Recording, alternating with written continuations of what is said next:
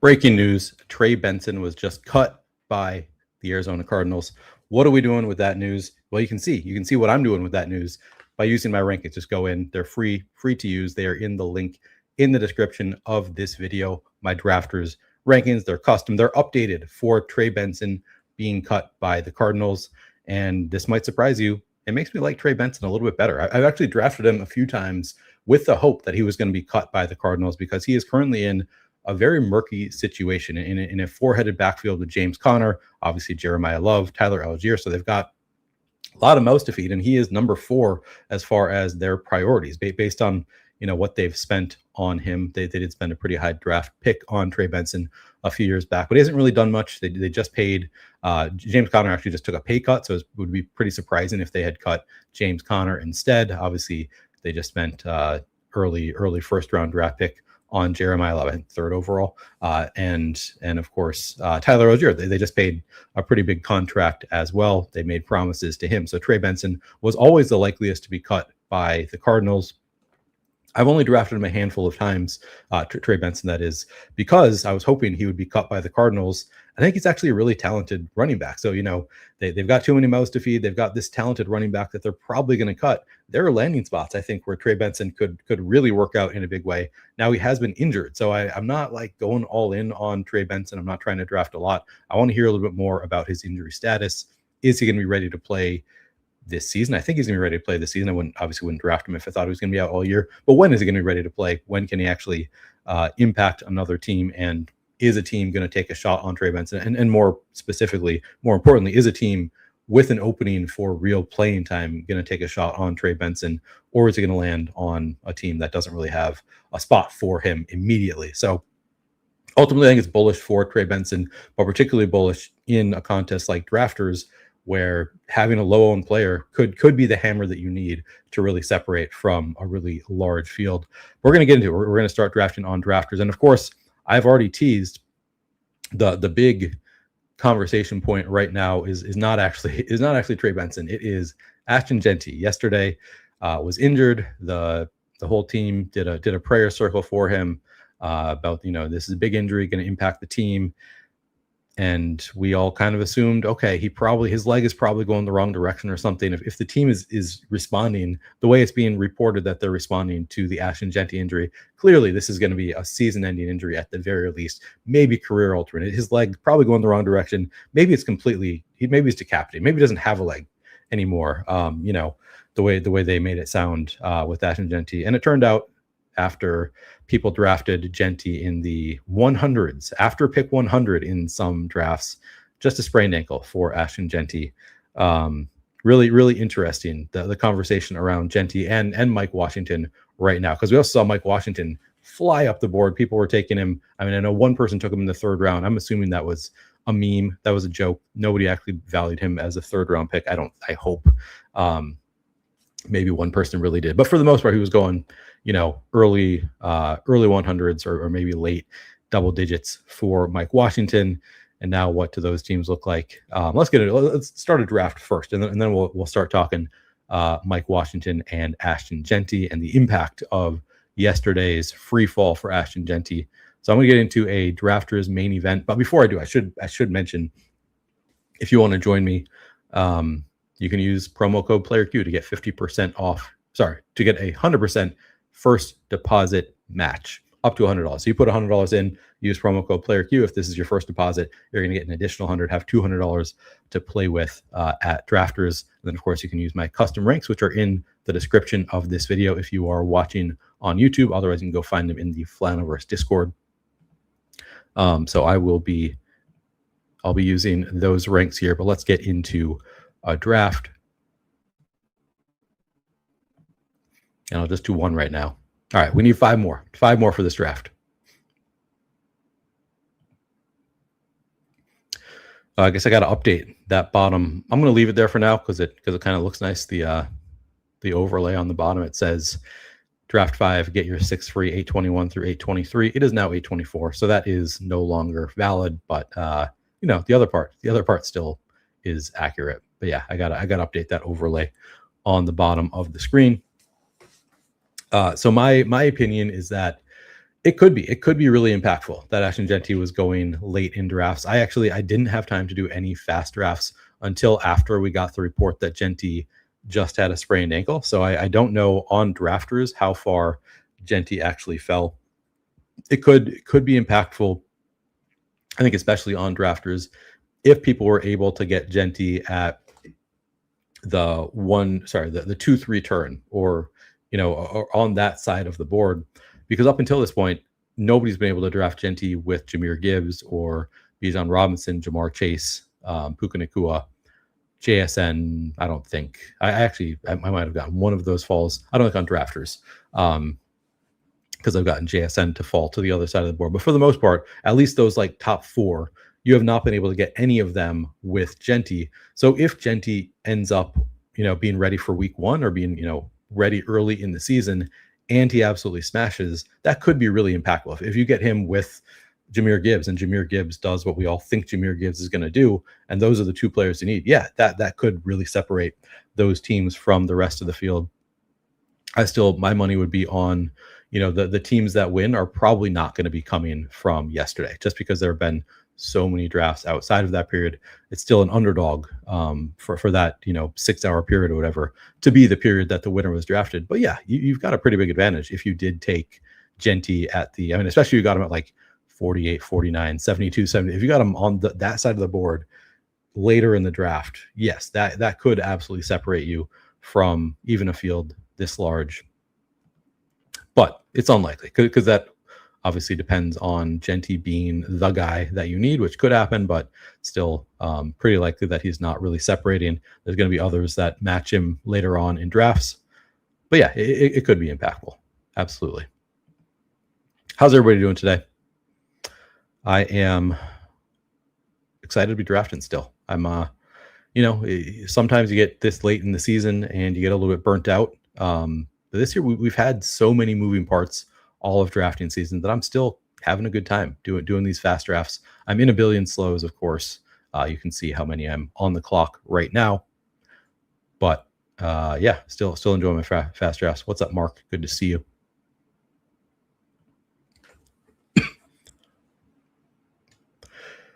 Standard start here. Gibbs, Bijan. I see Bum Newton in their 150th draft in the contest. So this will be their final draft. Pleasure to be in your final draft. Hopefully you've drafted some teams you're happy with. All right, standard start. We're getting Puka Nacua at 4. Wait, are my rankings updated? 330. Yes, these are my current rankings. I jumped into 5 drafters drafts at like 11 p.m. last night Central Time, so that's like midnight East Coast time. Kind of hoping that I would be able to get like late second round Jeanty. And the first draft I did, I guess most of my drafts, actually, I think the first one I was at the 1-2 turn, so I didn't take him there because I was like, he should fall sub. Like he should not be going where he was going, because he's going to be. It sounds like this is at the very least an injury that is going to put week 1 in jeopardy, and it could be longer term. Like there's still, I don't know, some small percent chance that Jeanty's out for the season. I don't think that that's completely off the table. So yeah, I don't think that he should be going in the first round anymore. Anyway, I hopped in hoping to get him at the 2-3 turn later in the second round. First draft I did, I was at the 1-2 turn. I didn't take him, and then he fell all the way to like 21. So I was like, okay, cool. So he's still falling. And then the next 4 drafts, he went in the first round. People were just taking him exactly where he had been going, which I think is wrong for what it's worth, but it is what people were doing last night. Brad says, got a late third Jeanty in this contest. Rest of team is meh, but will be fun to track that one. Yeah, I mean that's still pretty cool to have that late third. So he's probably going to be a common combo of players, him with the other first round pick, because he was going at the 1-2 turn. So you get him in the late third is kind of the same turn. So that's not going to be really low, but probably that trio at the very least is going to be a really low owned trio. So if those 3 all hit in a pretty big way, you could be separating there. Yeah, I wasn't sure. Again, I missed that drafting period because I was working on yesterday. You probably haven't seen it because only like 50 people have, but I put out an intro to the drafters main event contest on the channel yesterday. I spent like all day working on it, making graphics. It took way longer than I thought it would to make what ended up being a 5-minute video. But I spent all day on that video, and as a result, missed the draft because I also had my first draft with some friends. My season-long draft was later in the evening, so I missed the entire drafting window where you could get a late fall in Jeanty. But I also I have to admit, I don't think I would have gotten much anyway, because where I had him in my rankings at the time was late 5th round. I think I put him in right before Trevion Henderson in my rankings. So I think it was really sharp of people like Brad to take advantage of the fall on Jeanty and just hope for the best risk. Because that's kind of what you need to do in this contest. I was not prepared to do so yesterday. I ranked him really low in my rankings. All right, we're going AJ Brown. It's always gross getting the 2 week 11 buys, but ultimately, whatever. It's not a big deal. Draft Dubs says he's coming for me. Seth says I'm a turd. All right, that's good. It's good that we got people watching. Thanks for joining. Oh, Seth is at the 12 hole. Draft Dubs in the 11 hole. Okay. Well, happy to be drafting with you, fine folks, even if you do call me a turd. I always love the chat feature. Dangerous, definitely dangerous to put it on screen, but it's been enjoyable, especially when you do the late night drafts. It can be kind of fun seeing what people are chatting about, because people are just carrying on conversations sometimes. It's fun. Yeah, that's nice. Brad is trying to finish one promo. Yeah, it was definitely sharp of you to take him in the late 3rd. I wouldn't have done it, and then I would have felt really would have regretted it. Now, I'll go Trey McBride. I think McBride, could be really good in this contest. Obviously, full PPR helps.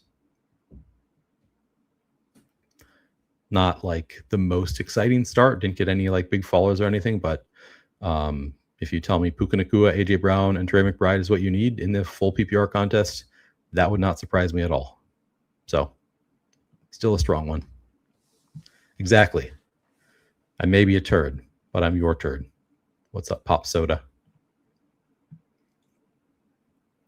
I saw some concern the other day about, so I had somebody in my chat who was also commenting in the drafters stream in that chat without being in the draft. And I know some people were concerned that something, was broken, or people were hacking or whatever. I don't think that's the case. I think that what's happening, and I'll take off the overlay for a second. I think if you just copy the URL that I have on the top of the screen here, or paste that, not copy, paste it, type it into your URL bar.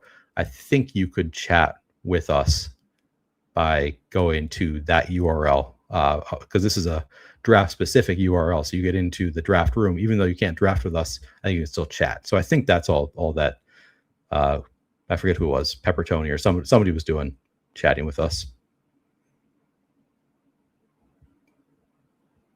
Well, Rob, I think this was really common. Rob says, good afternoon, Neil. Mike Washington went 87 in a drafters survival and 85 in a drafters main event I did yesterday. So that is the one benefit, I guess, I got. I mean, it felt like a benefit at the time, at least, of the whole situation was I'm in a bunch of slow drafts and was in many that were in the 110 to 200 pick range. And it was very frustrating in some of them where I was pick 180 and would have loved to have gotten Mike Washington, and he had just gone at 179, even though it was before the injury to Ashton Jeanty, because he was already kind of the flavor of the week, even before the Jeanty injury. So yeah, it was pretty frustrating being in a bunch of slows and seeing that Mike Washington had already gone, 10, 15 picks out of ADP, and I couldn't take advantage of the whole thing. But I did get many Mike Washington shares in the 120 to, I think maybe I got a couple at 180 something range yesterday. So I was taking a fair amount of Washington. I did not move him up to the Jordan Mason, Ja'Cory Krosky merit range. I was not ready to go there because I've always thought, I wasn't sure that Mike Washington would be a full-time player. He might be, but I wasn't super he's going to be a full-time player. All right. Tedero McMillan is the top of my ranks. I do kind of need a running back, I think, though. And I mean, Josh Jacobs feels like a smash at 45. So I'm going Jacobs for the structure here. So yeah, I didn't get any of the cheap Jeanty. I did get some cheaper Mike Washington. Jeanty still went in the first. I mean, this was my experience. So Jeanty was not falling in the drafts, but I did it after we got the news of the ankle sprain is when I was doing my draft. So I was hoping to still get a fall, and I did not. But yeah, so I think Mike Washington 85, 87. Yeah, you don't feel good about having that right now. I do think he could be. He's still probably going to be like the starter at the beginning of the year. I do think Jeanty is still more likely than not going to miss at least a couple weeks, I would think. And again, I still think there's a, I don't know, 3 or 4% chance that Jeanty just misses the whole season. Like now they're saying they think it's believed to be an ankle sprain. We know for sure that that's an ankle sprain. All right, Parker Washington goes 51. Bashal Tutin. Let's go Bashal Tutin. I just today, a couple hours ago, moved Parker Washington ahead of Bashal Tutin in my ranks. They're kind of right together. I don't know. I'm wide range of outcomes in my opinion on Bashal Tutin, but happy to get him here at 52 on a team that needs a running back, because I do think there is again a world in which Bashal Tutin is great.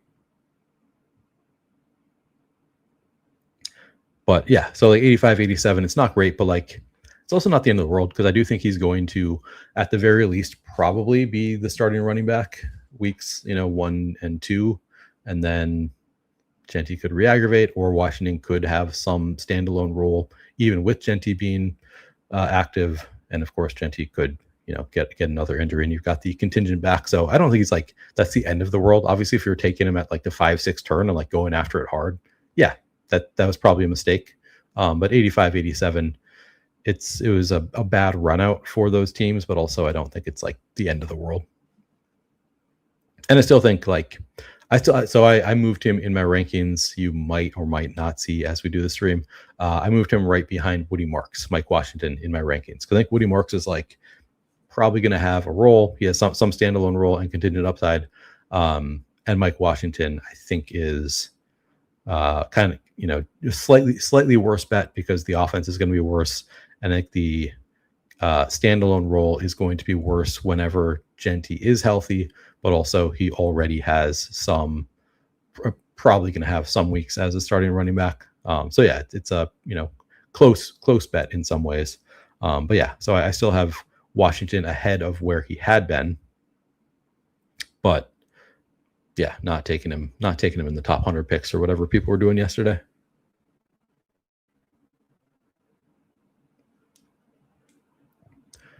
Anything weird going on in this draft? Looks pretty standard so far. Marvin Harrison Jr. at 57, a little bit unique, but not that crazy. And then they take Judkins at 64. So you flip these two and it just looks completely normal. Oh, they have Odunze at 40. So that's different for sure. Fearmeyer, their 4th draft here, working on a different set of rankings. Definitely not going off ADP. Carnell Tate, the top of my rankings. I saw my friend Derek Brown tweeted out today that he had to move Carnell Tate down in his rankings after watching the All-22 for Cam Ward. Ward just not looking very good. Kind of a negative for both Carnell Tate and Wan'Dale Robinson. But if I get him at, all right, he goes. All right, who do I want here? Oh, I've got AJ Brown. Clear, easy Drake May.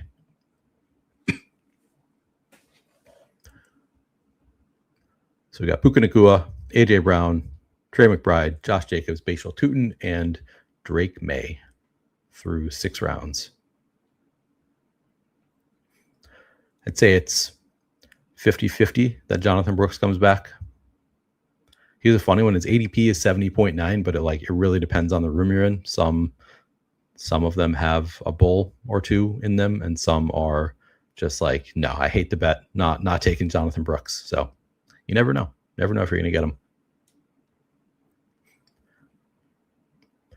I'd say I have one of Jonathan Brooks or Chuba Hubbard in like 60%. 70% of my drafters drafts. Like if Brooks comes to me here, actually it depends on what else is there.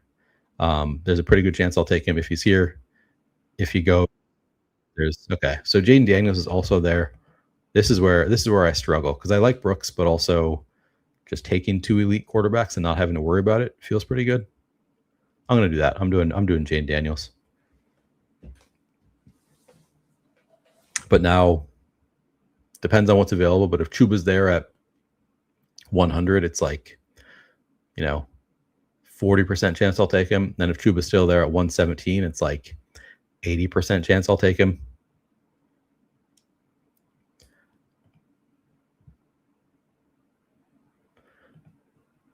Notorious says, I took Brooks in my home league draft on Saturday in round 7 and got laughed at. Sad. Your home league draft doesn't know ball. You should draft with better drafters, it sounds like. Brooks in the 7th.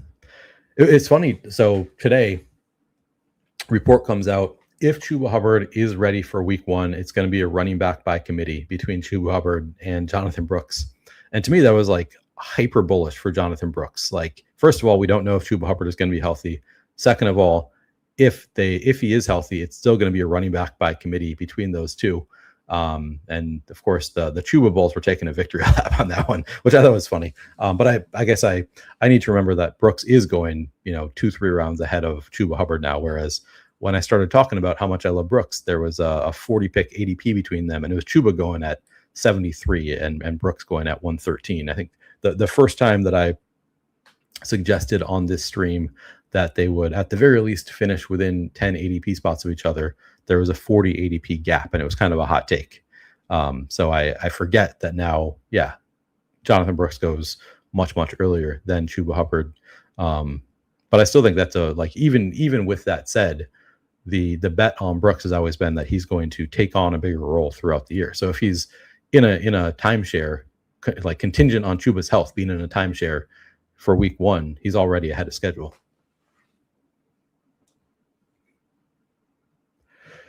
Rob says, I have 0% Washington. I don't like him as a prospect. If Jeanty was actually out for the year, I wouldn't take him ahead of C-Rod. Bad prospect, bad team. I would take him certainly ahead of C-Rod if Jeanty was out for the year. But yeah, I mean, that has been kind of my biggest hesitation with Mike Washington, is that for the most part, this is something I kind of outsource my ball takes on prospects, and the prospectors that I listened to were all pretty out on Mike Washington. Like, it kind of felt like all the donkeys are going to love him because he is so athletic. Like, he has like great athletic scores. Donkeys are going to love him, and ball knowers are going to know, like, this is not the type of prospect that hits. And yet he's in a pretty great situation, and he's looked good in the preseason, which, isn't worth a ton, but maybe is worth something. But ultimately, like in that scenario that you described, if Jeanty were out for the year, then he's probably the lead back. I know they'll have somebody else there as well. But yeah, I think I wouldn't have him in the top 100. I don't think. I've seen a lot of people say otherwise. I don't think I would be there. All right, I'll get back to chat after I make this pick. All right, Jaden Daniels, we get Stephon Diggs. Come on down. We're all stacked up, both of our quarterbacks.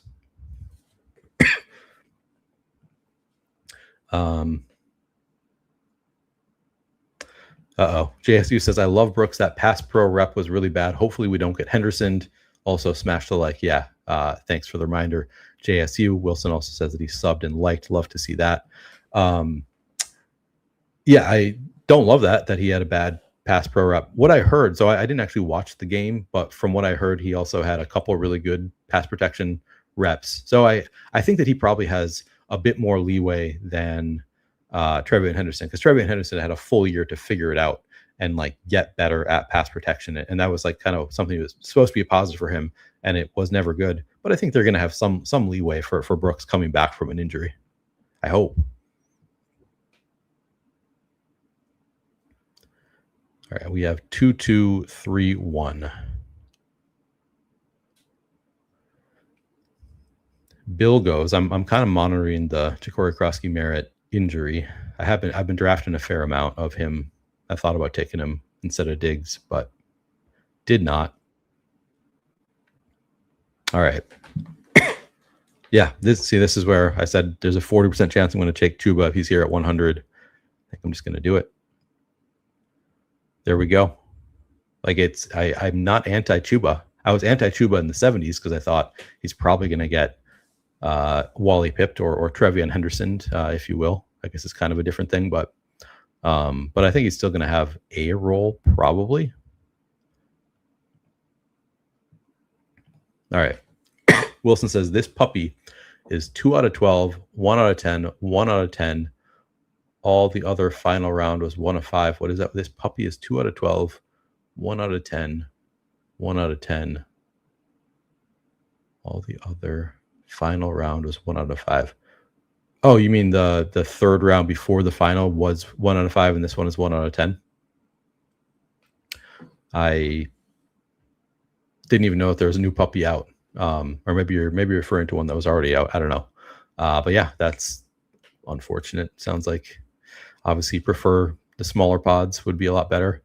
I assume there's going to be more money in it. It's going to be a larger contest, obviously, if it's 1 out of 10 instead of 1 out of 5. So I guess they're just trying to fill one more and probably a large one. Did it just come out? I missed this.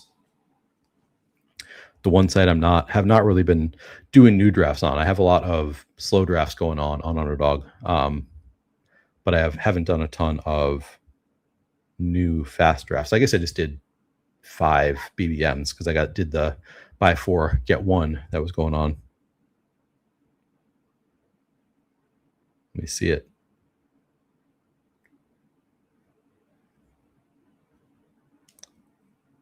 Oh yeah, just opened Puppy 4, 500K prizes. Okay. And a new little donation. Interesting.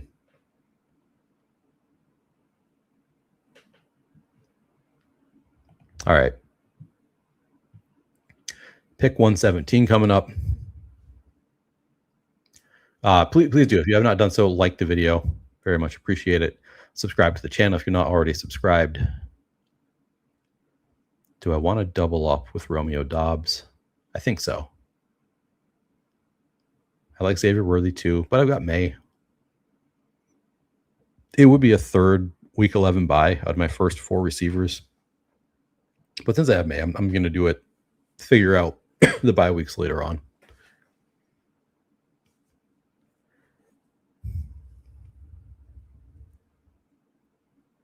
So we're at 2, 3, 4, 1.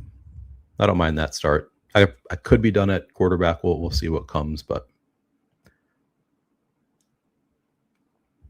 you never know with drafters in particular, like quarterback. Sometimes it's been frustrating at times when I take 2 quarterbacks early and then I see Matthew Stafford fall to like pick 130 or like Sam Darnold at 160 or something ridiculous. And I'm like, I don't think I should pass up on that. I think you just got to take the points if you get a huge fall at quarterback.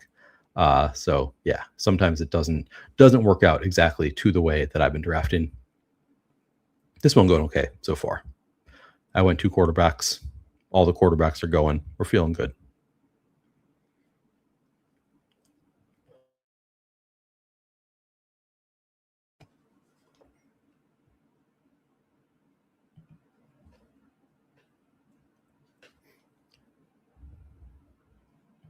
Now, if Worthy comes back here, do I do Worthy or do I do a running back? At 124.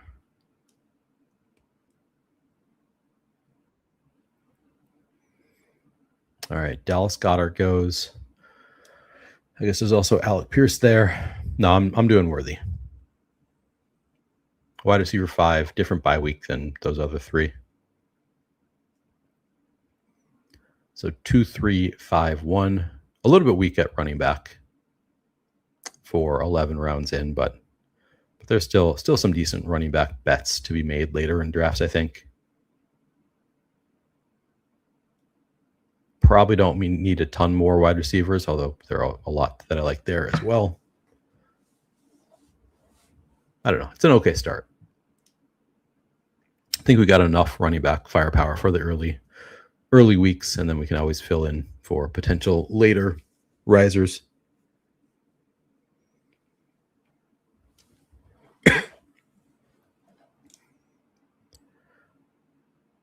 I've been saving up some DraftKings drafts for this week because it is best ball week, and so far no promos in my account. It's very sad. So I'll just keep hammering the drafters drafts. I think there's a very real chance we get some overlay here on drafters. Hopefully not. Hopefully we can help them fill it up. But as far as the EV of our lineups, obviously it helps if there is overlay.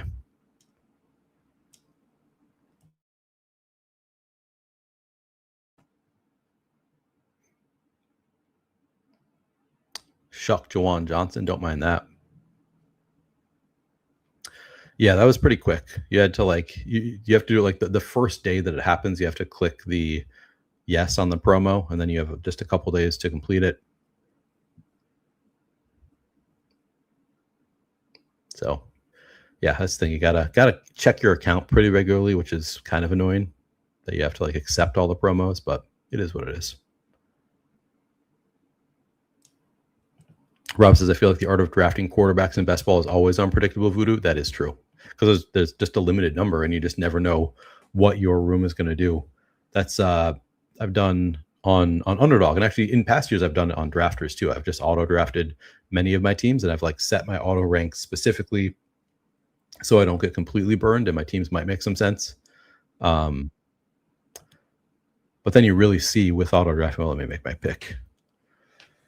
All right. All of the running backs that I wanted to fall back to me went. I was hoping I'd get Mike Washington or Woody Marks at 141, and they both went. And then I almost got Aaron Jones to fall, so kind of gross. Yeah, that was not an ideal. And Denzel Boston has the same bye week as everybody else. I'm going to panic and take Jordan Tyson. He could be back.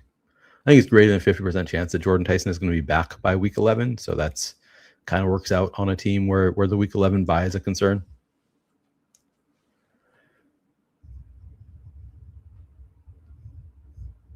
Marshawn Lloyd, I guess I could have pulled up Lloyd. Best baller 777. Okay. I was thinking that this is the same drafter who's in a billion of my drafts, or has been in a billion. I think there's a drafter called Best Ball Bro who's been in a lot of my drafts lately on drafters. Different one.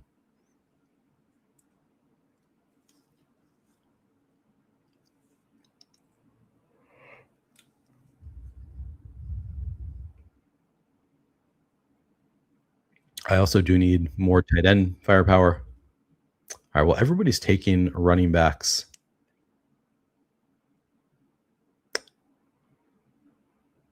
Do I want to go Tank Bigsby? No, I'm going to wait. I'm just going to add on to my stack and my tight end room, because I got Jaden Daniels, stack him up with Chigakonkwo.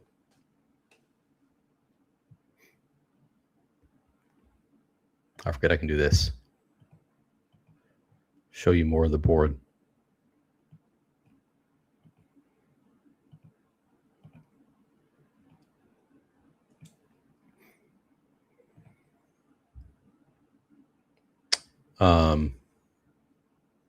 Oh yeah, so that's what I was saying. I was saying did a bunch of auto drafts in just like the little Dalmatians, where it's a $1 draft, fun to get volume in, but I don't actually want to spend the time making every pick.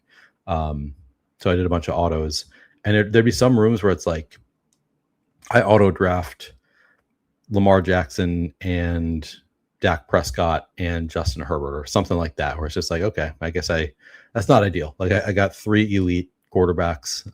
Probably would not have done that drafted on my own. And then I get other drafts where it's like, oh, I didn't get a quarterback until Bryce Young, and my 3 quarterbacks like Bryce Young and Aaron Rodgers and Shedeur Sanders, something like that. Like it's just really hit or miss if you do try to auto draft, and that really just shows you like how different rooms can be for quarterbacks in particular. Like some are super quarterback hungry, others are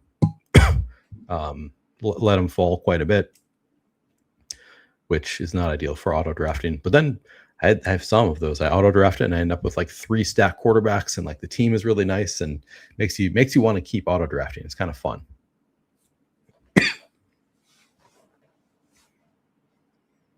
My rankings that I put out last year, I think I actually put out drafters rankings for free, specifically telling people like you could use these for auto drafting.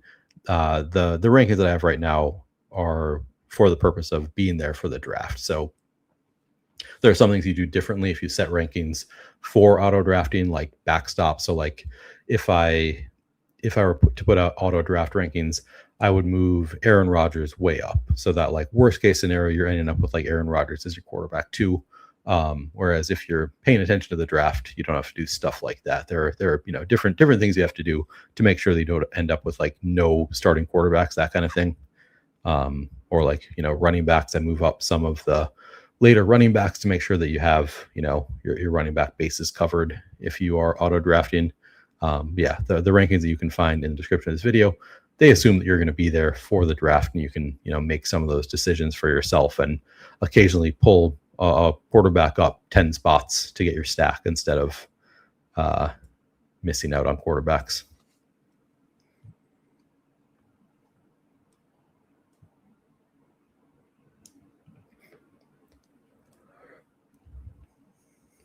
Just talked about this with Davis. Hunter Henry is like, it's never fun to click Hunter Henry. Oh, I was going to go Dylan Sampson, I think, instead of Hunter Henry.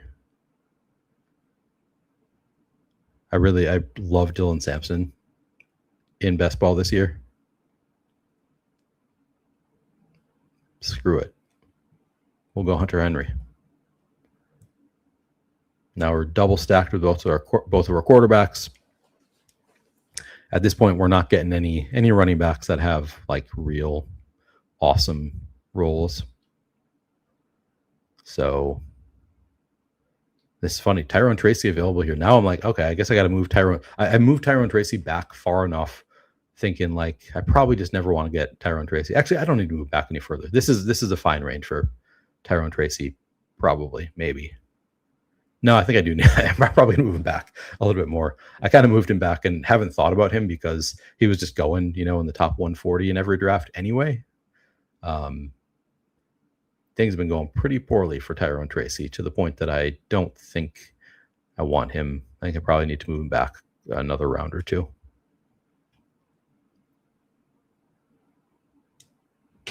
And Jadon Blue, I actually might need to look into also. Because I feel like there's been some negative buzz where he was, I moved him up because for a while he was like the hot thing that you needed to. I think I still had him below his ADP at that point. Like he was going the 150s at one point. Maybe I'm wrong. Maybe I'm wrong about that. But I felt like people were really anxious to get Jadon Blue for a while. And now not so much. And I'll take him here though. I'll take a Jadon Blue share.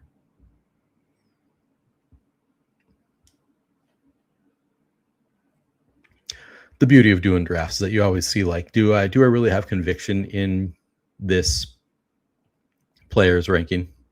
And usually I feel pretty good. Like I think I've got them about where I want them to be, but there's occasionally you do a draft and it's like, man, it's telling me I need a running back, and the top of my running back queue is Tyrone Tracy and Jadon Blue.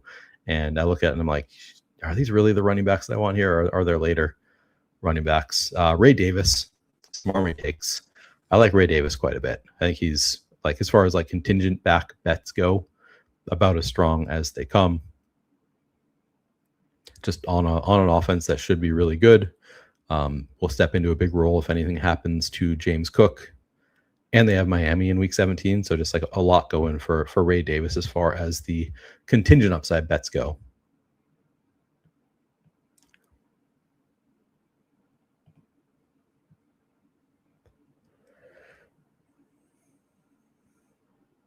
All right, let's see. Good question from Rob. Good landing spots for Benson: Indy, Green Bay, Las Vegas. Any others? That is a good question. Yeah, Las Vegas, definitely one that I would mention. Let's see. Minnesota.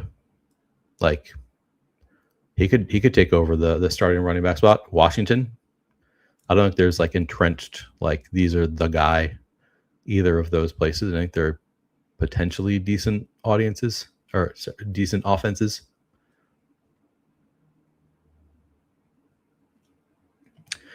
Helen asks, if you auto draft on drafters last day of contest, would you tend to avoid all of the rookie risers at ADP?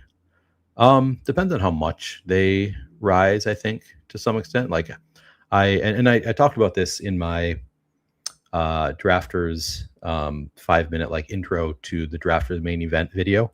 That this is a good thought, because I do think like the rookies that are not going to have big roles early in the season and in pod formats, they're really good because they're going to be low owned in the pods, and that's when you really need them. Like the playoff weeks are way more impactful there. So they're less valuable on drafters, where a point in week 1 is worth just as much as a point in week 17. But it kind of depends on the player. Let me make my pick here. Man, this is gross. I guess I'm going to go Kalen Black, actually. Oh, the ADP is right there. But I'll just move him ahead of Pacheco, I think. But yeah, so like sometimes the rookie like camp risers, it's because they have good roles. Like Jacoby Lane might legitimately be the wide receiver 2 on a good offense. We don't really know with Jacoby Lane, but he might be like from the start an actual impact player for Baltimore. It's probably not going to happen, but it's possible. Whereas like Chris Bell is probably going to move up too much, even though he's probably not going to be a big part of the Miami offense from the start. And it's also not going to be that great of an offense. So if Chris Bell starts moving up and he's like, ends up at like ADP of 160, even though he's not, going to be a starter at the beginning, I might fade that. I probably would fade that. But all of this should be accounted for in my rankings, which I try to update pretty regularly. Again, free, and they're in the description of this video if you're interested in checking them out. I'm in Travis Hunter at 196. Feels just insane to me. So I'll do that. Omar Cooper also, feels pretty good, but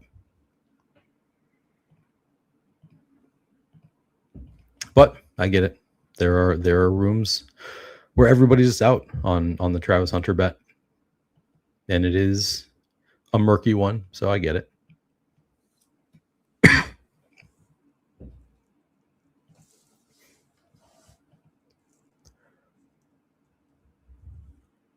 So yeah, my ultimate answer is no. I guess tend to, maybe I would tend to avoid many of the rookie risers, but probably not all. There's probably some that I would like, that I would think are pretty good bets where they're going.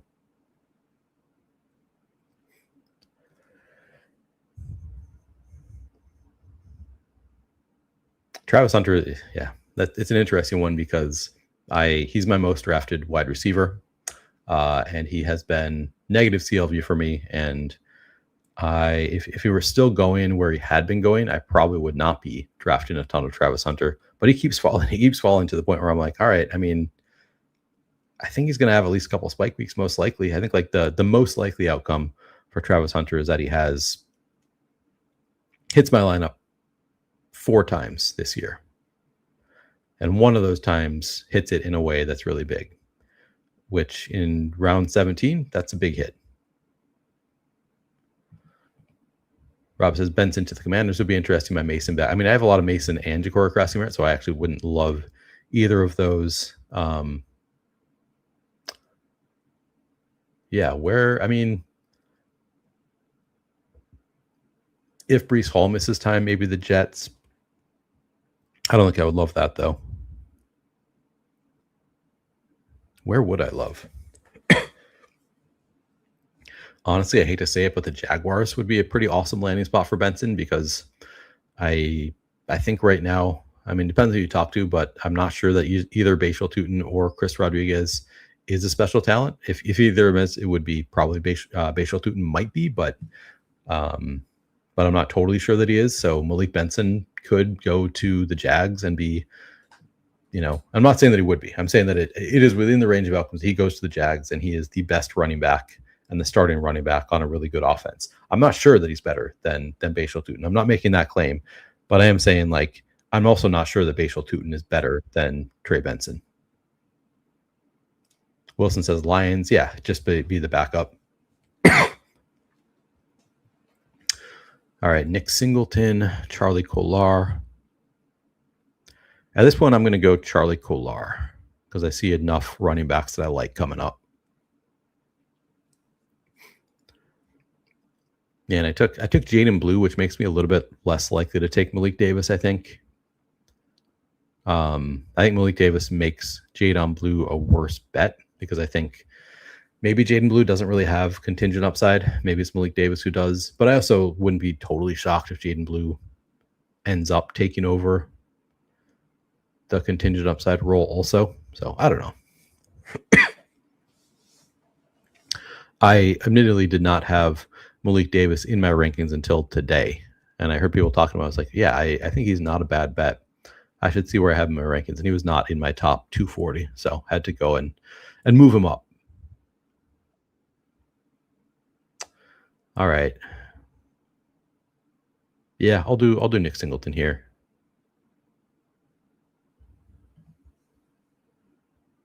That's one where I'm looking at him like, am I really sure that I like Nick Singleton better than Seth McGowan, Isaiah Davis, James Conner? And I'm not sure that I do. That's where, but it's also like he goes the earliest by ADP, and I want to respect that to some extent. It's a bit of a murky bet for me, Nick Singleton, because of Tony Pollard and Tyjae Spears and being on the Titans. Like that combo is like, what are the odds that he really separates and is like the top running back there? But he arguably has multiple paths to contingent upside if anything happens to Tyjae Spears or Tony Pollard. Then maybe he gets a good amount of looks in the Tennessee offense, and those are probably, among the running backs who's like probably one of them we heard at some point. Tyjae, I mean, doesn't have knees, right? No ligaments in his knees. So I don't know. I'm never excited to click Nick Singleton, whereas sometimes I am excited to click Seth McGowan or James Conner, but also probably a good bet. So I leave him ahead in the rankings. I think it's still probably right.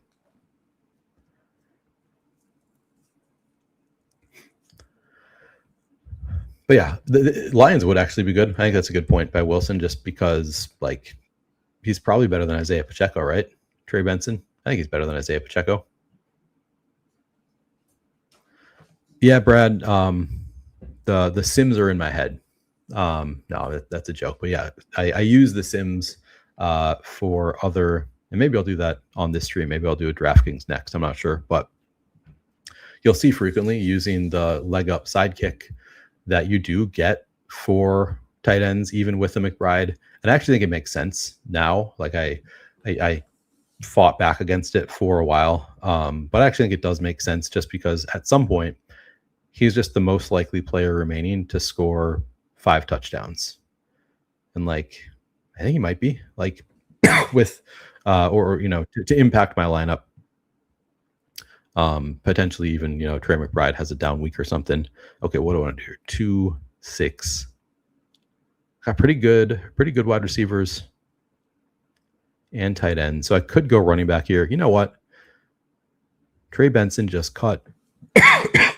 So I could take Trey Benson, but I also think the James Conner bet becomes a little bit better, maybe. Yeah. I'll do James Conner. All right, so the final team, Drake May, Jaden Daniels at quarterback, Josh Jacobs, Bashal Tutin, Chuba Hubbard, Jaden Blue, Kalen Black, Nick Singleton, and James Conner at running back. Wide receivers are Puka Nacua, A.J. Brown, Stephon Diggs, Romeo Dobbs, Xavier Worthy, Jordan Tyson, and Travis Hunt. Maybe I needed one more because I have Jordan Tyson in there, but I still have 6 good wide receivers, so I'm cool with that. And then tight ends, Trey McBride, Chigga Okonkwo, Hunter Henry, and Charlie Kolar. And yeah, it is a good point. I didn't necessarily need a 4th tight end that's a pretty strong top 3. So yeah, I shouldn't even say necessarily. I definitely did not need a 4th tight end there. I could have done a different direction. I was just, the players available were not exciting me. So at that point, I just break the tie, or not even break the tie. I just take the one that I think has the best odds of hitting my lineup a few times.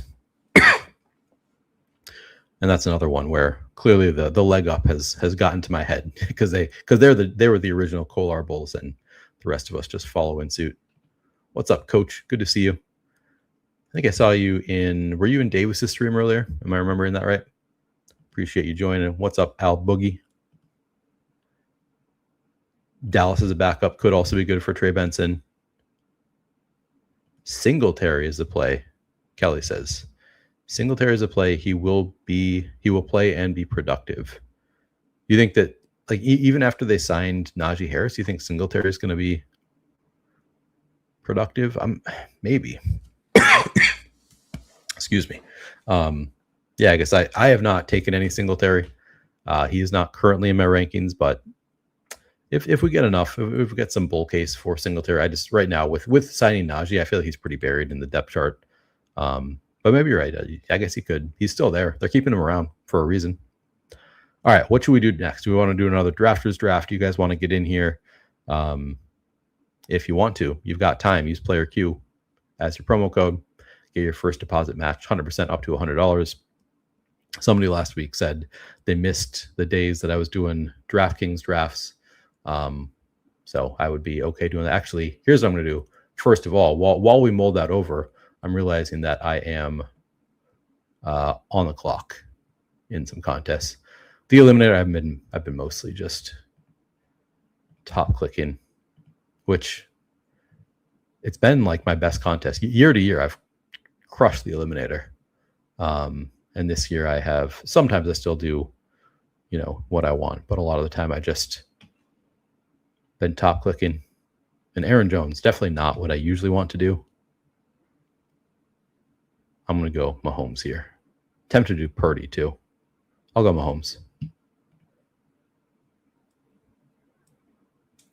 Get a few of these out of the way so that I don't miss my picks. 1330. Yeah, I'll go Rashad White.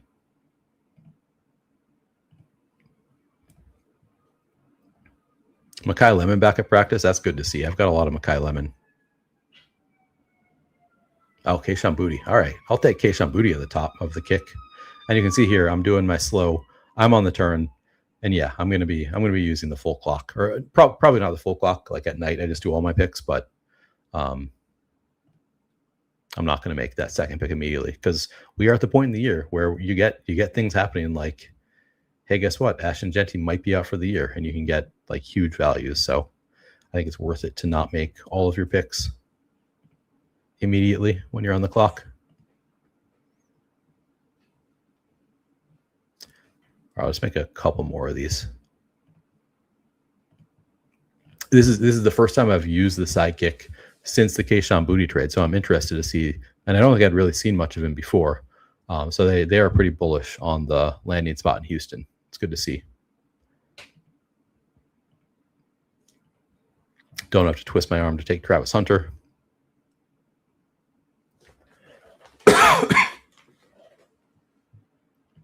Yeah, no quarterback yet at 115 in the eliminator feels bad to me. That's one of those where if I were not using the sidekick and just using my instincts, I'm pretty high on taking quarterbacks, like the potentially big difference makers, but it's not what the Sims are saying. I like Trey Harris. I'm going to make the next 4, and then we'll get into another fast draft.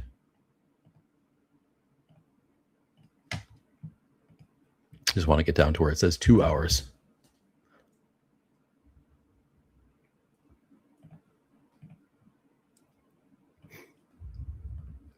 I saw yesterday on Twitter, somebody had tweeted at Nez, at Nez Takes of the Badge Bros, annoyed that Nez took the full clock on his slow drafts for both. So he was on the turn, and he took the full clock on both, and Nez responded with, I'm going to eat the whole thing. The meme from I Think You Should Leave, which I thought was very funny. And then after that, we saw Ashton Jeanty injured, and I was hopeful that Nez would have gotten Mike Davis with his pick because he waited. Apparently he did not, so that was unfortunate. But I thought that was funny. Like this, just an immediate example of why you do take the full clock. All right, now we'll get into. Let me check chat, see if anybody has any opinions about what we should be drafting. Yes is about Singletary, so you're taking Singletary. Yeah, I mean you said. Is there a standard eliminator strategy besides floors? Yeah, I mean, well, depends on who you ask. So I have some big opinions about the eliminator, which you can find the full video of my opinions, which I put out last year behind the paywall. Subscribe to the Flannelverse, $5 a month to get everything behind the paywall. That's, I believe, actually, when I say everything behind the paywall, I think that might be literally the only video behind the paywall right now. There's going to be a lot more stuff going behind the paywall pretty soon. But as of right now, my eliminator strategy video might be the only thing there. But to give you some bullet points, drafting later in the season, typically better for the eliminator. You just have more information. You're not taking as many zeros late in the season. This year could be an exception because we've had some, like, you could have gotten Malik Neighbors in the late 4th, early 5th round for a while. That could be what you need. AJ Brown, the 3rd round, that kind of stuff. Oh yeah, I'm sorry to leave your spelling mistake on the screen, Spelkowski. Come on, man, that's your name, and you used the wrong there. So yeah, drafting later in the season is the first one for the eliminator for me. Paying attention to bye weeks, massively important in the eliminator.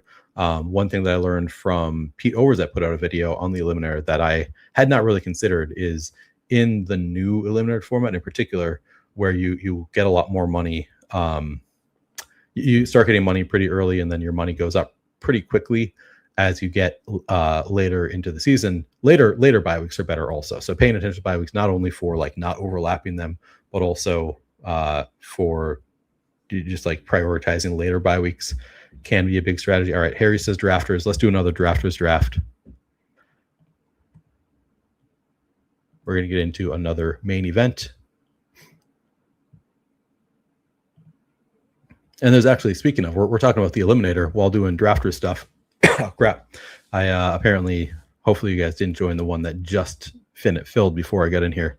Drafters also has the championship survival contest, which I have not done yet, but it's similar, except in the survival, as opposed to the eliminator, you're competing against the entire field, and just like the field gets smaller and smaller, cuts down by a quarter each week, and then later in the year for a few weeks cuts down by half. So you're just trying to like meet the minimum threshold to not get cut, which I think is a cool concept, not having to worry about like just bad pod luck, that kind of stuff. I have not put out any kind of video on the survival yet. Maybe I'll draft that at some point, but I want to think it through and like make my ranks separately for that kind of stuff. But like I said, I think drafting later usually going to be better. So we already have kind of an advantage, I think, on the first half of the drafts because we're just drafting with more information than they are. Yeah, but like I don't want to take 3 week 6 buys in my first 3 picks. Like you're going to lose in week 6 probably if you take a bunch of the same bye week early on. And then of course paying attention to buys within positions is really important. One of my strategy points that I've always subscribed to in the past is just using a lot of draft capital on quarterback. So could be take Lamar Jackson or an early quarterback, could be, but I was always like you should at least take 3 quarterbacks if you don't have an elite quarterback. But yeah, I kind of like elite quarterbacks. That is not what the Sims are telling me to do this year. And so I haven't done it as much, but it's worked for me in the past. Because I think that like having the elite quarterbacks, if you can just get, 20, 25 points most weeks from a quarterback, like that really raises your floor. So I like that to some extent. But again, the Sims don't like it as much, so might not be the way to do it. Thank you, Tim. Appreciate you. You guys gonna hop in this draft with me? Looks like we're about halfway there. I guess I'll make some slow draft picks while we're 2 hours left on this one. I've only got 1 quarterback here.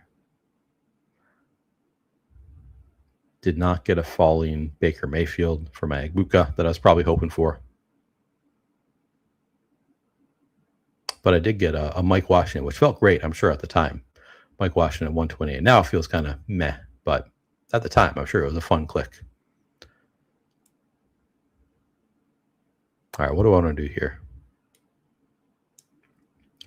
Could pull up one of these quarterbacks. Could take Kalmanungai.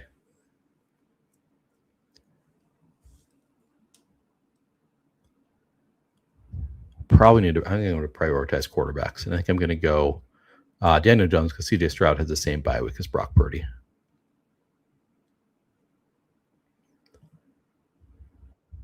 All right, next pick.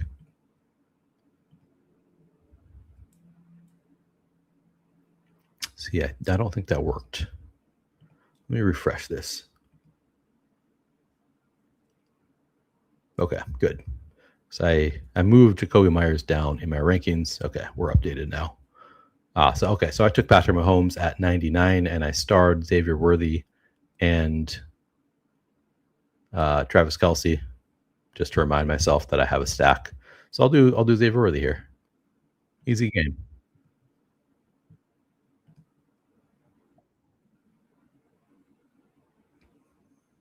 Who do I got in the queue? Daniel Jones. Oh, I took Alec Pierce. I need a quarterback. Yep. We'll go Daniel Jones. I could wait and try to take Bryce Young at 154. But I think Daniel Jones is a pretty strong pick in general. 135. All right, looks like the fast draft is still not full. I'm going to go back and see where we're at. Oh, we're close. We need one more for the fast draft. So if you're going to join, now's the time.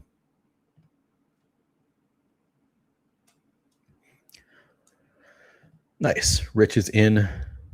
Love to see it. Any Henderson news? Says he left with a leg injury. Yeah, I don't know the latest on Henderson, but I did see that. And I moved him down in my rankings a little bit already because of that and moved up. I think I actually moved Ramondre. I think I have him ahead of Trevion now, maybe. Actually, we can see. I'll look at my rankings.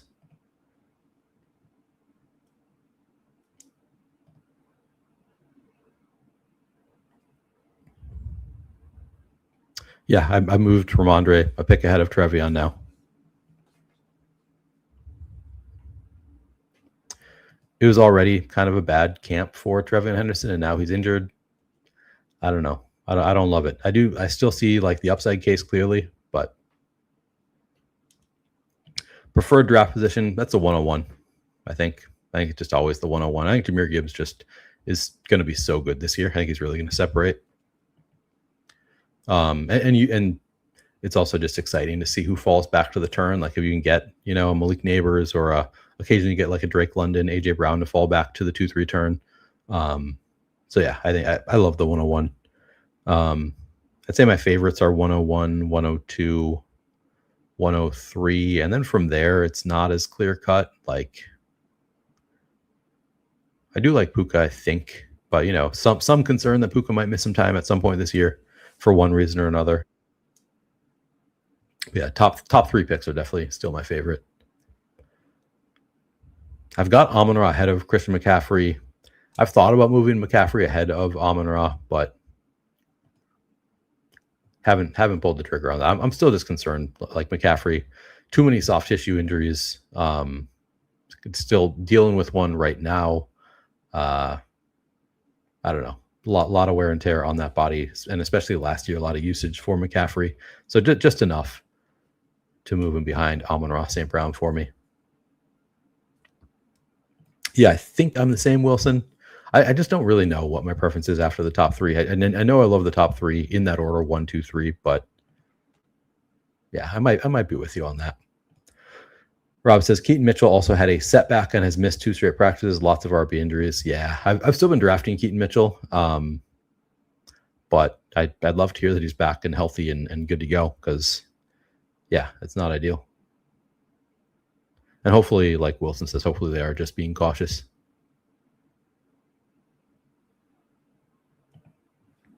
Reminder, please like the video if you haven't done so. Subscribe to the channel. Again, we're just getting to the part of the season where I'm really busy on this channel. I know I've been not doing a ton of content this off season, like the year that I streamed 150 BBMs. It's been a little bit lighter this year. I've been traveling a lot, sick a lot, but now it's gonna be a lot of content. Basically now until February, gonna have a ton of content on this channel. All right, we get a Derrick Henry share. I don't have a lot of Derrick Henry. I got I got a message today from Adam, Ship My Money, about how much Derrick Henry he's drafting, and maybe I should be more excited about it than I guess I'm. To me, it's like he's been, I think, on a little bit of a decline. He's getting a little bit older. As you get older, there's obviously more injury concerns, especially with the amount of usage that Derrick Henry has had. But then he had the obviously the 43-point game or whatever it was in week 17 last year. So I don't know. I don't want to like that one game to change my entire perception of Derrick Henry, but like clearly that's within his range of outcomes because he is Derrick Henry. He's just a beast. I could have taken Ashton Jeanty. Maybe I should have done that. Maybe I should have taken Ashton Jeanty because that'd be a rare combo. I do have Derrick Henry ahead of Jeanty in my rankings. I've thought about it though. I've thought about moving Jeanty up more. I'm expecting some kind of negative news on Jeanty where he's going to be available still in the second half of the second round, maybe. But in this format, because I do think like those unique combos are so valuable in a total points format, I maybe should move Jeanty up. I've kind of gone back and forth on that, but yeah, really really nice get there for Tulkey. Chase and Jeanty going to be kind of a unique combo.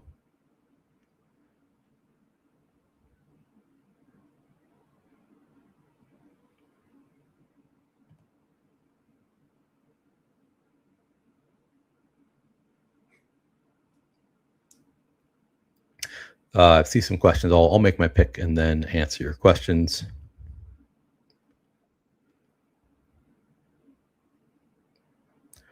Rishi Rice, come on down. Wilson asks, how often are you streaming, Neil? First time watching you. So yeah, again, I have not been streaming. Like most of the past two off seasons before this one, I was pretty active. I streamed all 150 of my Best Ball Manias 2 years ago. And then last year I was part of the DraftKings Best Ball Weeks. I was streaming constantly, and then doing some without that. This year I've been not as consistent as past years, but that's something that I've been trying to fix just over the last couple of weeks. So I'll be streaming probably 5 days a week. Yeah, I stream every Tuesday, every Wednesday, and then during the season, once the season starts, that's when I get super busy. I do content for the Fantasy Points on their YouTube channel. I do Roto Grinders Sunday morning show, but on this channel I do every Thursday night football, Sunday night football, Monday night football game. I'm streaming before the game starts, and then I also put out some pre-recorded videos. Maybe I'll add on another live stream at some point during the NFL season. Haven't figured out exactly the full schedule yet, but at the very least I'll be doing Showdown stuff. If you play NFL Showdown DFS, that's kind of my favorite thing. I think what I'm best known for is my Showdown analysis and my wins there. So yeah, I'll be doing those. Bro, how are you sick a lot? I don't understand the question. I don't choose to be. It's not my decision. In this case, I went on a family vacation after I've been cutting back my drinking this year. Drank every night and didn't get enough sleep because I was hanging out with my full family all week, and came back super sick. But yeah, this year I traveled, did a trip to Europe with my wife for a couple weeks, and then got sick on the tail end of the trip. So I was like already gone 2 weeks, and then I get back and I was out like super sick for a couple weeks after that. Yeah, I don't know what to tell you. I wish I didn't. I take my vitamins. Yeah. No, we just went to Michigan, but there's kids, you hang out with my family. I don't have kids. All my siblings have kids though. So I was hanging out with my nieces and nephews, and you hang out with kids. In my experience, you hang out with kids, you're going to get sick. Probably parents doesn't happen to them because they like also build up the immunity. They're like, yeah, you just have germs on you all the time as a parent or a child. But as an adult who doesn't have kids, you just don't deal with that. So yeah, I guess there's my answer to your question. How do you get sick all the time? I work from home. Mostly I'm home like during the week, but then I'm also like fairly social. So like I don't go out every day to work, like people do, to like build up immune system, all that kind of stuff. and then I am still fairly like active. I have an active social life, so then I don't build up the immune system, but then I go out and then I get sick on like the weekends, that kind of stuff. So there's your answer, I guess.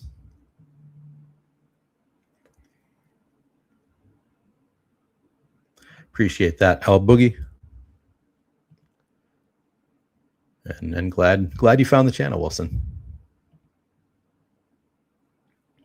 Coach says, I wasn't too big on Henry, but I'm really coming around. Vegas has him for a 1,250 yard prop, and Kenneth Walker III is similar ADP, and his prop is 950. Yeah, I mean, that is kind of crazy. And Kenneth Walker, more involved in the passing game than Derrick Henry, but it's not like he's Christian McCaffrey either. So that's an interesting one. Did not realize that they had such a big discrepancy. All right. This is the range where I'm not excited to take anybody here. Right? Like, should I be excited about Terry McLaurin or Devontae Adams here? Maybe I should be. I'm going to make my pick and then I'll check in. Is there anybody in this range that you guys are more excited about than I am? Because I get here and I'm like, I guess I'll go Terry McLaurin, top my rankings. But this is where I'm hoping for a fall on Josh Jacobs, Dave Montgomery, Parker Washington, Bashal Tutin. Those are the guys that I really want at 54.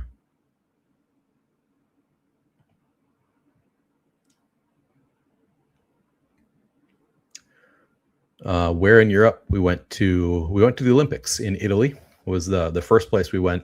My wife did a year of college in Switzerland, so we went to Switzerland for a bit after going to Milan, and we spent some time in France. So a few different, and we were traveling. We were traveling too much, just a lot of moving around constantly.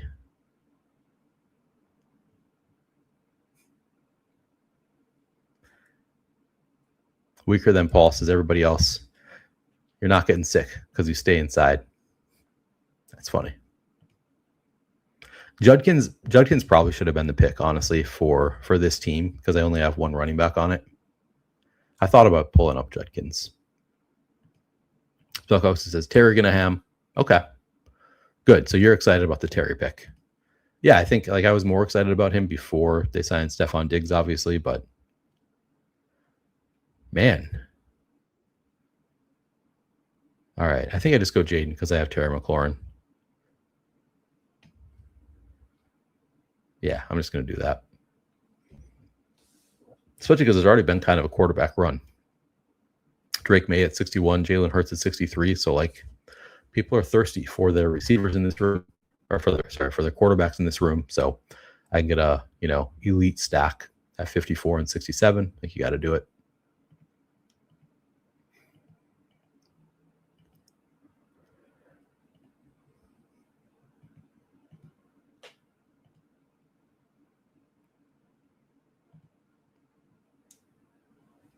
Well, I'm glad you're more enthusiastic about the Terry McLaurin pick than I am. And I know I think I saw Emo Cowboy at one point had said that he thought Terry McLaurin was this year's JSN. Everybody loves doing this year's JSN discourse. But I think he did a video on, maybe he was asked specifically that, I don't know. So he was pretty bullish on Terry McLaurin. And I could see it before the Diggs signing. I was like, yeah, that could be. It wouldn't be that surprising. I think he's a talented receiver with an elite quarterback. Maybe this is the year that they really take off. But then after the Diggs signing, I guess I've gone a little bit more conservative with my Terry McLaurin drafting. But yeah, at 54, I probably should be excited about that. You're right. He's a good pick at 54. Wilson says he likes Terry also. Oh, Spelkowski says Terry going to outperform the round 2 wide receivers. You think he's going to outperform which ones? I know you're also a big A.J. Brown guy, so I assume you don't mean A.J. Brown. But you mean like Drake London, Malik Neighbors, Nico Collins? Who do you think is going to outperform? How many TDs is Diggs going to steal? 7. He's going to have 7 touchdowns this year. There's my prediction. What do you think?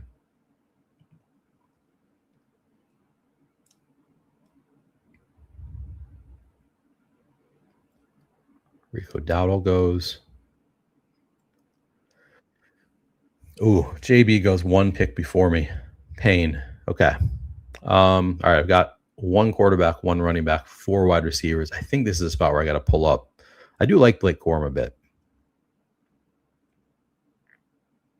Yeah, I'm gonna pull up Blake Corum, especially with this run of running backs. Like these are the guys that I would. I mean, not Trevion. Trevion at 75. Have not seen that yet. I guess that's maybe he's gonna fall due to the injury, but you know, with RJ Harvey going a little bit early, Rico Dowdle going a little bit early. Those are guys that, you know, I'm hoping you hope that they're going to fall to 91. It's never all that likely, but you kind of hope for it. So then I think pulling up Blake Corum was probably the right decision there. What do you guys think of Blake Corum this year? I'm also gonna you guys are gonna unsubscribe from this channel after I tell you this next thing that I did. So I had my first season-long draft. I don't know. It wasn't season. I guess it's not season-long because it is a keeper league. It's an unlimited keeper league, so you can keep as many players as you want. There is a super team in my league, so and he's won 2 championships in a row and probably going to win this year. But if he wins this year, then we did enact a rule where if somebody wins 3 years in a row, you restart the league. And I am not that team, sadly. So I'm trying to win this year, and I had my keepers were Rashee Rice, Tedero McMillan, CeeDee Lamb, and Colston Loveland. And then from there, I took some not great running backs because there weren't any available. Anyway, I got to round 12. No defenses off the board. And in round 12, and I'm never the guy to do this. I never advocate for it. I took the Rams defense in round 12. My only objective is I'm trying to take a team that is a clear underdog, and I'm trying to beat the team that's won 2 years in a row. That's all I want to do this year. I don't want another team to win 3 championships in a row. And I had a strong starting lineup, and I'm just saying I think the Rams defense this year is going to be, or has potential to be, absolutely insane. So I did something that I don't ever do. I'm usually a don't draft a defense guy, or take defense in the last round if you're forced to draft a defense. I am not the guy to take an early defense, but I took the Rams defense in the 12th round because I think the Rams defense could be like a separator this year. I think they could be so good with Myles Garrett. If Aaron Donald comes back, they could just be like that could be, they separate from all other defense in a huge way. So yeah, even as a guy who's usually like defense is kind of difficult to predict and you shouldn't really draft one, highly. I took a different approach this year and took so if that is gonna, hopefully not too many of you unsubscribe hearing the donkey that I am. But all right, here we go. Harry says that actually makes sense. Wilson says I agree. Rams defense being dominant, it could separate in a huge way, I think. So I did it, and all of that to say, all this comes back to Blake Corum. I think it might just be running a ton. I still draft a lot of Puka Nacua. I draft some Devontae Adams. I think Matthew Stafford is fine, but I think ultimately they could have an all-time dominant defense, and then they have a good enough offense where I think they're going to be able to run the ball really well. So I think if Corum, if he's splitting time like he was later in the season last year with Kyren Williams, and I still take some Kyren Williams, but Blake Corum, where he's going, if it is a timeshare and they're just running, over teams and they rush for 25 touchdowns, Blake Corum, I still think could be a smash, even in a timeshare here. That obviously depends on the season going a very specific way where they do crush all the teams and it is a timeshare, but I like Blake Corum. I think he's a pretty strong bet here. This is a little earlier. Obviously, I picked 78 than I usually take him, but with the way running backs are flying off the board. All right, Mahomes goes at 94. That's a bummer for me because I have Rashee Rice. I was kind of hoping I could get him to fall a little bit. No such luck there. All right, I could go Fannin here. And I took Tony Pollard, who I'm never that excited to take. What do I do here? Could go Fannin, could go Goff, and be done at quarterback. Screw it. I'm going Goff.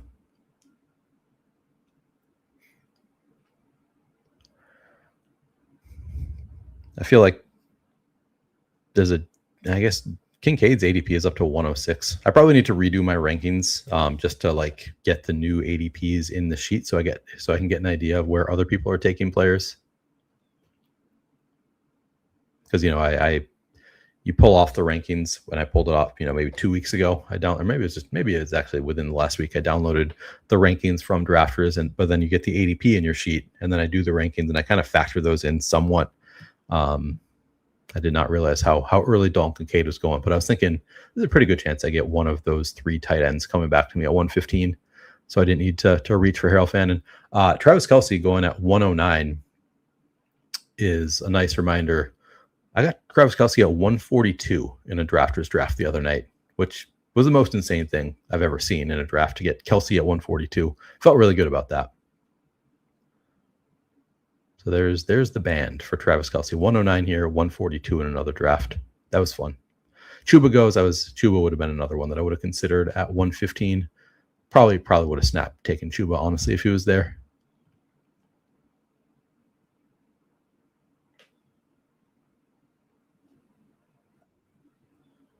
All right. Fannin goes. So then it's Kittle, I think. Right? Yeah, it's got to be Kittle. Kittle, we get the news that Kittle is, fairly likely to be ready for week 1, and he hasn't moved in ADP at all, I don't think. And I have fairly light Kittle bags. And yeah, so now I'm just buying my Kittle now in the 10th round. I think it's a pretty strong pick at 115. I assumed that I was going to, start taking Kittle and he was going to move up the board, and I wouldn't be able to get him here anymore, but he just hasn't really moved. I know he has the Q tag on him, which I guess helps a little bit. But yeah, Goff at 102. Yeah, coach says Goff will be there later to pair with Amon-Ra St. Brown. Yep. Yeah, I mean, Goff is like a pretty good fantasy quarterback, especially for best ball. Like, he's not going to be like the most consistent week to week, but he has some spike weeks in him. Yeah, exactly. Top 10, 3 or 4 straight years. He's quarterback 15 every August. He's like, it doesn't feel like he has the same upside as like a rushing quarterback, but yeah, like he's just like consistent, gives you a nice, like, he's going to pay off his ADP in best ball. Obviously, other than like an injury, which is true for everybody. Every player could get hurt.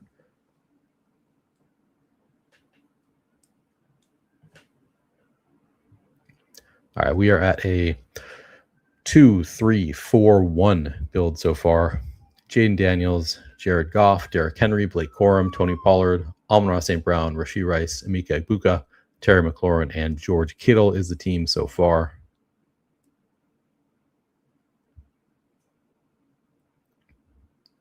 I see one obvious pick, actually 2 that could work for my team. Yeah, I think I'll probably take one of those 2. So I have Egbuka, but I think with Daniels and Goff, I don't need to take Egbuka, or I don't need to take Baker Mayfield. So I think I'm going to take Rachaad White to pair with Jaden Daniels, because I need a little more firepower at running back, and it's a nice correlation. Jaden Daniels with the pass catching back. Could have gone Baker there. Obviously, I could have taken Xavier Worthy and Deebo Samuel also. I think are strong picks.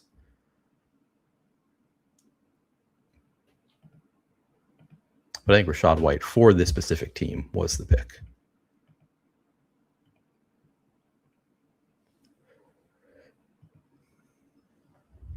What do you think? You with me? Rachaad White paired with Jaden Daniels. Feels good.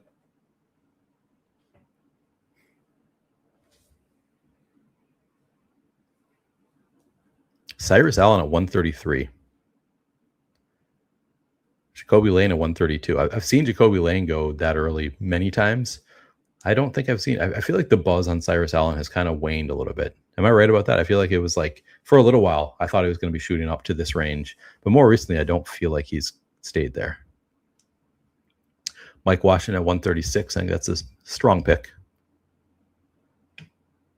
Baker at 137 as your QB1.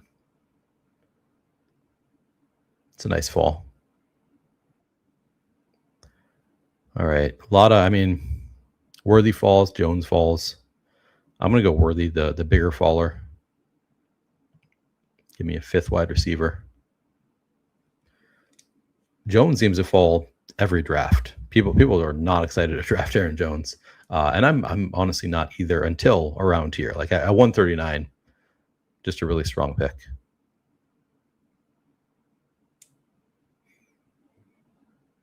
Because he should have some spike weeks.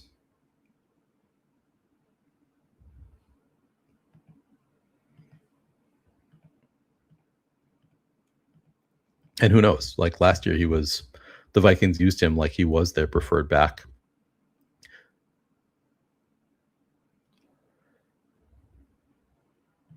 Here it says, my bad. I never take naked Mahomes. Didn't do it on purpose. I have 23% quorum in this contest at 100. Yeah, that's a nice one. And don't feel bad about taking Patrick Mahomes. I think Patrick Mahomes is like just a good pick where he goes. And it's really easy to backstack him with Xavier Worthy or Travis Kelce a lot of the time. I guess, I don't know if you got, because I just took Xavier Worthy. Yeah, so I guess not. You did not get him in this time, but you could have taken one of them as your stacking partner. I take naked Mahomes all the time, but then I just stack them later usually. Yeah, I guess you also lost out on Cyrus Allen. So you lost out on Travis Kelce went 109, Cyrus Allen went 133, and then I took Xavier Worthy as the faller at 139. Jerudy says, big Vikings fan here, 0 shares of Aaron Jones. So I'm also would I call myself a big Vikings fan? Like I watch most Vikings games. I'm definitely a Vikings fan, a lifelong Vikings fan. I'm not like the type where it like ruins my mood if they lose type of Vikings fan, but I can put me in a really good mood if they have a fun win. But so yeah, I guess relatively big Vikings fan. And I'm not super high on Aaron Jones. I've been higher on Jordan Mason, who I think has the bigger upside. If the offense is rolling, I think they would prefer for Jordan Mason to be the guy. I think that he's less versatile than Aaron Jones, but like if they're able to run, I think Jordan Mason is actually the better rusher of the two. So I prefer taking Jordan Mason. Man, I don't need a quarterback. I don't think I could take a third quarterback. Do I go Chig again? I just did this in the last draft. He's always there. He's just always available. I'm not going to do it. I'm going to do something different. I'm going to go CJ Stroud. Yeah, CJ Stroud. And then maybe I'll be able to stack him with Dalton Schultz. Would be a thought at 163.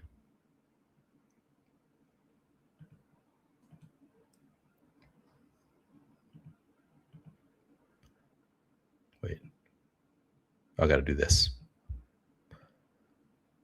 So yeah, I have a lot of shares of Aaron Jones, but I agree with you that after watching the Vikings, I'm not like it's more just where he's going in drafts that he's probably going to pay off because he's going to have a few spike weeks, and that's kind of all you need where he's going in, especially like here at 141. You don't need a ton from Aaron Jones. You don't need him to be like a starting running back, which he might be. So I'm more excited to take Jordan Mason, who I think actually has like 10 touchdown upside. I don't know if it's the likeliest scenario, but I think if the offensive line can stay healthy and like actually work this year, I think Jordan Mason has the higher upside. But Aaron Jones, I think, will still be, the pass catching back and should have some spike weeks. Michael Dubner says, Dubner or Dubner? I go back and forth on how do you say. I think it's Dubner. Been desperately trying to get a drafters high roller fast to fill all day. Got up to 4 out of 12 earlier, but now back to 2 out of 12. Let's get it filled. All right, let's see. What do we do? I mean, Chig is still there. I'll think about whether I want to do a high roller because I don't have a ton of bankroll left for high stakes drafting, but I might do it anyway. Let's see. So Chig is still here. I was planning to do Dalton Schultz, but I've got Chig ranked higher. Booty went at 159. That would have been nice for my team too. All right, we're going Chigakonkwo. Would have been fun to get CJ Stroud, Keyshawn Booty, but I probably would have tried to push him to 174 anyway. All right, I will tentatively put myself. Well, let's see. Do I even have $250 in my? I do. Okay. I will tentatively put myself in the high roller. If anybody wants to do it, high roller fast draft. It's a $250 draft. And if it fills by the time or shortly after this draft is done, I'll do it.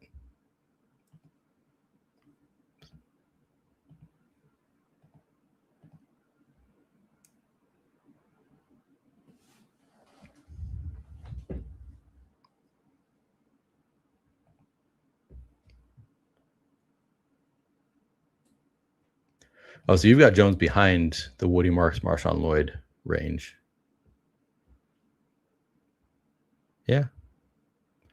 I've got him ahead of those guys. So, I mean, it's not that big of a difference in our range. I think I've got him probably one tier ahead of you. So you've got him, in one tier behind where I have Aaron Jones, I think.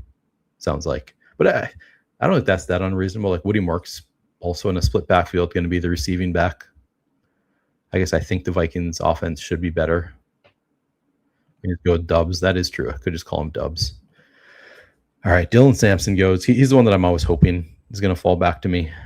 Yeah, we're back to this Jaden Blue and Tyrone Tracy. Ugh. Do I just go? I guess go Jalen McMillan. Can you hear my enthusiasm? Screw it. We'll go Jalen McMillan. 174. That's a good price for him.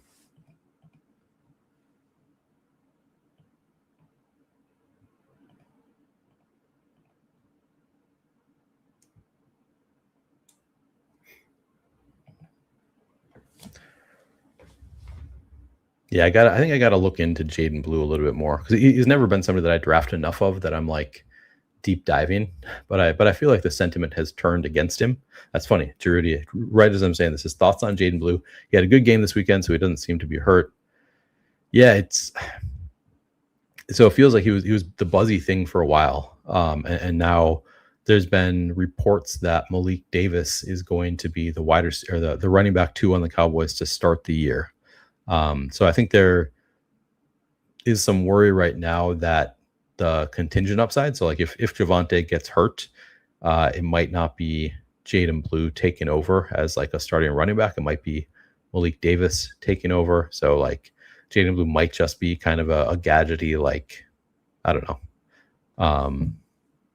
Not that exciting of a bet. If he doesn't have the contingent, he might have like some standalone role, but not getting a ton. Meat Gazer says, I was seeing things that he was dinged up and fumbling. So yeah, I think I need to look into Jaden Blue a little bit more because I took him in the last draft. He was the top of my queue here, and I was like, I'm not that excited about Jaden Blue. Probably has some upside, but I don't know. I think I need to look further into Jaden Blue. Maybe read the Coach Speak Index on it.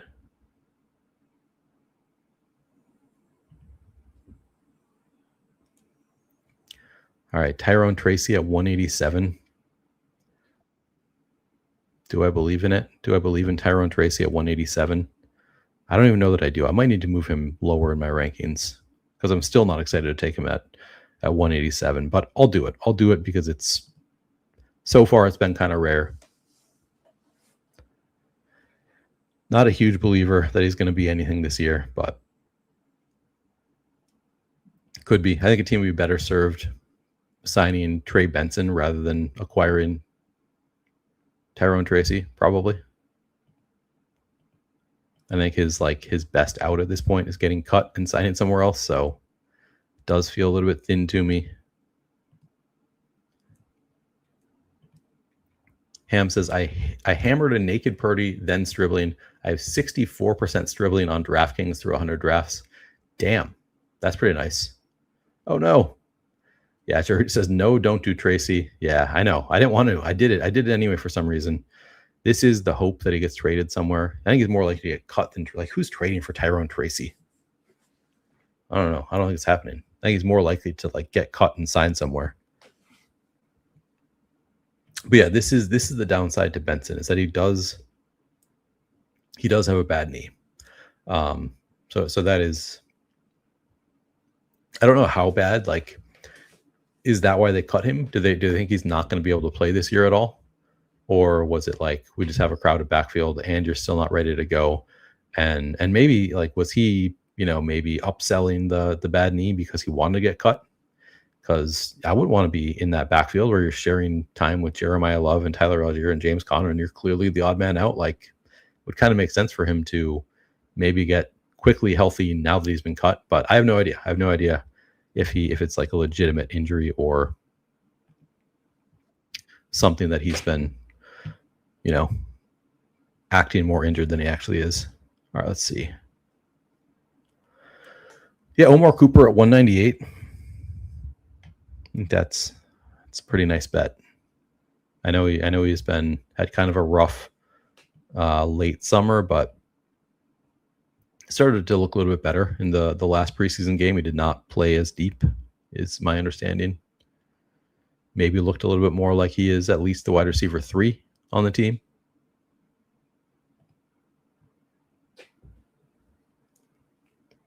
So now we are at 3.572. Definitely need some help at tight end. Now I don't know what I'm going to do with. So I took a naked CJ Stroud, hoping to get Kayshon Boutte maybe at or Kayshon Boutte or Dalton Schultz at 160. I guess I could. Oh yeah, right. So that's what happened. I took naked CJ Stroud, thinking I would get one of them at 163, but then Chig fell, and so I took the value on Chig, which I don't know if I should have, but I did. And then I was hoping at 174, maybe I would get and Boutte won at 159. So hoping to get Dalton Schultz at 174, and then Dalton Schultz goes also. So I don't have a stack right now for CJ Stroud, which is fine. This is total points. Maybe spreads the ball around. He, hits my lineup a few times, adds points to the team. Don't necessarily need to stack him, but now is the point where I'm starting to think: do I want to add on? Like, what are the odds that Tank Dell is on anything this year? What are the odds that Jalen Noel is anything this year? And I just can't decide. I don't think it's great for Tank Dell that they traded for Kayshon Boutte. Like, it might be an indication that he is still hurt and the team, doesn't want to rely on him this year. It also could just be it's really cheap to get Kayshon Boutte. It cost them very, very little. All right, we added on a share of the Kohler Bear. And Tank Dell goes at 212. Okay. So he does still have some believers. Where did Jeanty and Trevion go in this draft? Jeanty actually fell in this one into the late second round. Jeanty went at 23, and then Trevion went at 75. So some nice falls there.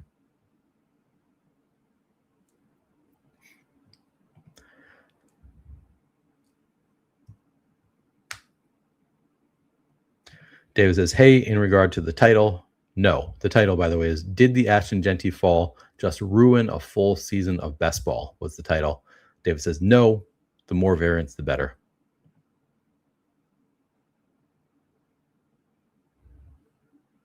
I don't think it did either.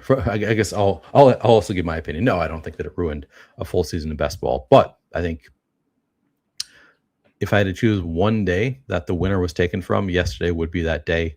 I still think it's like a 1%, 2% chance, maybe 2%. I think I give it like a 2% chance. Maybe even 3. I don't know. Like, better odds than any other day that the winner was taken sometime in that window. I do think like it was, if I had to choose one day to have done all my drafts and obviously had Ashton Jeanty in a range where I was drafting him a lot, then yeah, it would be yesterday. Now there's an interesting hypothetical that now I'm wondering. If you could go back and do 150 drafts across all the sites. So across each of Drafters, DraftKings, Underdog yesterday. Hang on. Let me make my pick and then I'll finish this hypothetical. I think you'll enjoy it. It's a real brain teaser. I'm struggling with what I would do. I'm going to go still kind of weak at running back. I did Nick Singleton the last time. I'm going to go Seth McGowan, James Conner, Malik Davis. Let's go Seth McGowan. You're doing all your drafts yesterday in that time period, which is almost impossible. Underdog, Drafters, DraftKings. Where would you want him to have been ranked, knowing what you know now? Would you rank him 24? Because you could usually get him at 24, but not always. Would you rank him at 16? You're almost always going to get him if you have him ranked at 16. Or would you rank him like 48? And so you're not going to get him a lot. You're never going to get him at pick 100, past pick 100, which happens sometimes. So you're not going to get nearly as many of the falling Jeanty shares if you rank him at 48, hypothetically in retrospect. But all the teams you have of Jeanty would have him at, pick 48 or later. Like they would all be. So there's my hypothetical for you. Where would you rank Ashton Jeanty, knowing what you know now, with the variance of the rooms yesterday? Where would you want to have had him ranked?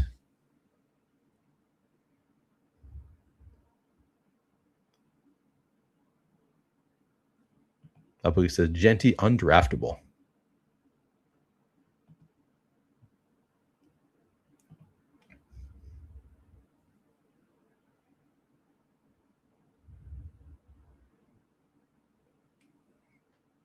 I mean, I said earlier in the stream, I think there's still like a 3% chance that we get, bad news on Jeanty and he's going to miss the whole season. I hope not. All right, Washington. Is there anybody I want on this team? 3, 6, 7, 3. I guess this team actually did wait until Kittle at tight end. This could be a team that could benefit. I'm going to go Kohler and 20th round Gadsden feels okay. So the final team is a 3-6-7-4. Jaden Daniels, Jared Goff, and CJ Stroud at quarterback. Derrick Henry, Blake Corum, Tony Pollard, Rashad White, Tyrone Tracy, and Seth McGowan at running back. Amon-Ra St. Brown, Rashee Rice, Emeka Egbuka, Terry McLaurin, Xavier Worthy, Jalen McMillan, and Omar Cooper at wide receiver. And then George Kittle, Chika Okonkwo, Charlie Kolar, and Oronde Gadsden at tight end. Man, that's three week 7 tight ends. I wish I had paid attention to that a little bit better. Not the end of the world. I've got Kittle playing in week 7, hopefully. So I should be covered. But yeah, I probably would have gone a different direction instead of going the double Chargers tight end. Overall, I'd say it's a fine team. I'll give this one like a C+. So kind of bad. I say fine, and then ultimately, what I actually mean is kind of bad. It's not a great team, but it's also not my worst. I've drafted worse teams. All right, I'm going to look at the high roller is not filling, so I think I'm going to unreg from that one. Sorry, Michael Dubb, but it has gone backwards since I joined. So, yeah, doesn't sound like. And I have limited budget for high stakes stuff. Rich, you asshole. Sorry, not sorry for sniping you on booty. That's fair. That is fair. He was a good pick, I think.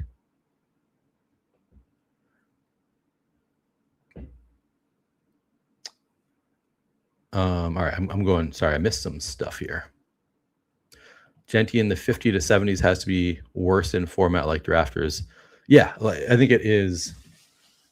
He says, and yeah, drafters has to be the best format to have it. I had this conversation with Davis. I'm on the same page as you. I think this is has the biggest impact because if like for the full season, if Ashton, Jeanty, and especially if you got him in like the left side of the board. If you get Jeanty with Jahmyr Gibbs, and there's only 10 teams in the contest with Jeanty and Jahmyr Gibbs, and those are the two you need, which is like very, very real possibility that like these two, like Jeanty at the in the end of the second, early third round, and especially if you got him like the 4-5 turn or whatever, like you could just be absolutely smashing. So yeah, I think I agree with you that it is more impactful in this format, because in the others it's still like you still have to, there's a lot of variance week to week. Obviously they have a great matchup in weeks 16, 17. So that is better, but yeah, I agree with you. It's more of an advantage here to have gotten those falls. I guess I'm working under the assumption that I would want to have Jeanty in these later rounds. It's still possible that he's going to be hurt and actually not the guy you need. So I don't want to like overstate it, but when I do the hypothetical, I'm kind of assuming that like, yeah, I would want all of the fourth round Ashton Jeanty. If I get it with all my teams, I would right now. So yeah, I think for me, I would probably go back and rank him like 36th, 37th, something like that. So I'll get him, at the same turn that he was already at, maybe higher than that, but probably after the 2-3 turn. So I wouldn't get that much of him, but I would get him every time he falls to the 4-5 turn. Maybe that's foolish though. Maybe you should just rank him at 17 or something and just get a ton. I don't know. But yeah, I think it'd be later than that for me. Any advantage would also have to assume that the drafter getting the Jeanty fall actually draft. Yeah, absolutely. You need to draft. And I've seen some bad teams with Jeanty fall. Thoughts on Barry and Brown? Feel like he has sneaky path to playing time. He's consistently shined at camp. Bullish on the fact that they healthy rested him in the preseason. Plus Vele about to turn 50. Yeah, I've been drafting the other receiver there. Not Vele, not Barry and Brown, the third receiver whose name is escaping me right now, because my friend Debro told me to. is the only reason. He said Devon Vele is not that good, and this other rookie receiver is going to be very good. You should take him in the final round of some drafts. So I have him ranked higher than Barry and Brown. But if it is like, it shouldn't surprise anybody if Barry and Brown does have a big year. So I don't. If you think Barry and Brown is going to be good, I got no issue with that. I have not taken him yet because, again, I just took Debro's advice on the other Bryce Lance. Yeah, Bryce Lance is the one. Yeah, he's only 28. He's actually not that old. Harry says run it back. All right, yeah, I'll do one more draft. Let's run it back. And I'm just getting in, so you have plenty of time if you want to join me in this draft. Let's get it. 8 more to start. But yeah, it's a fun hypothetical. Maybe the 2-3 turn. I guess I didn't do enough drafts to know like where Jeanty was falling. Back to my hypothetical. So like if you could regularly get him at the 4-5 turn, then that's probably what I would do. But if that was a super rare thing, then maybe I would just bite the bullet and put him at like 22 or something, and just always get him at that 2-3 turn, or a lot of the time get him at the 2-3 turn. Yeah, I saw the fall to 111. You're banking on hope, but I'm out on Jeanty. I mean, I'm out where he's going right now. In like, if he's going in the first round, I'm totally out right now. I have him ranked late second round, which I think is reasonable. I did not look at your team, Harry, so my team is not that good either. I guess it doesn't matter because now we're competing against the whole field, so you don't even care if the teams in your pod, in your draft room, are that good.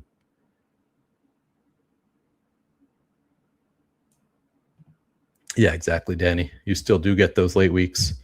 Yeah. So here, I do think is the best format to have gotten him.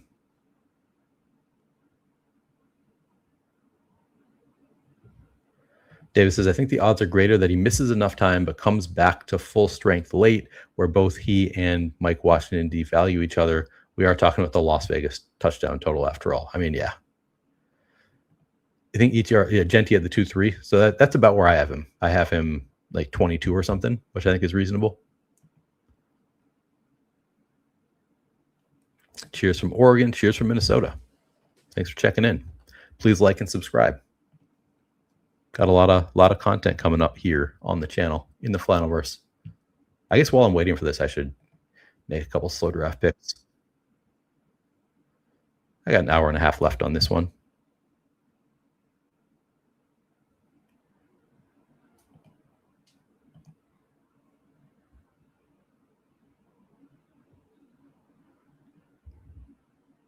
Got 2 quarterbacks, 3 running backs, 3 wide receivers, 2 tight ends. Herbert stacked up, Purdy stacked up. Are these wide receivers good enough to take a shot on Alec Pierce? I mean, he's probably going to play, right? Like fairly early in the year, I think is most likely. I have not taken a ton of Alec Pierce, but I think this is probably the right place to take him. All right, screw it. And where am I at? I got 2 hours left in these, so we're looking good on underdog.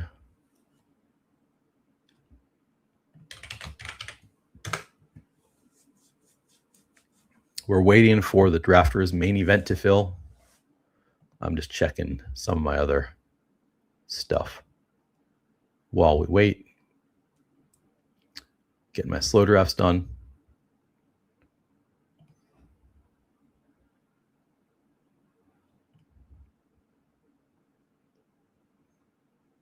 All right, plenty of time left on these.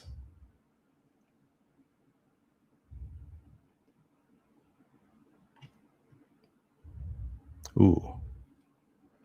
Travis Hunter or flavor of the day, Kayshon Boutte.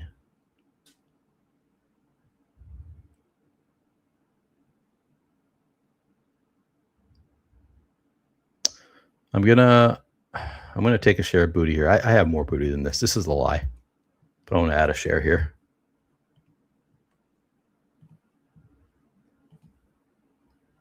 All right, good. We are filled on drafters.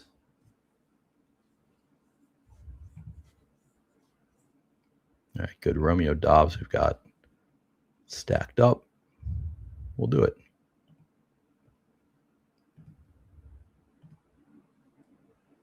Got the 103. I did mention I like getting a top 3 pick. I see a lot of familiar names in here. Once again, Draft Dubs, Harry Ham in here again. I am the Kai. Justin McMahon in this draft doing his 135th draft. Anybody else in here that I should recognize? Not sure if I know you. All right, we're going Jamar Chase. Easy game.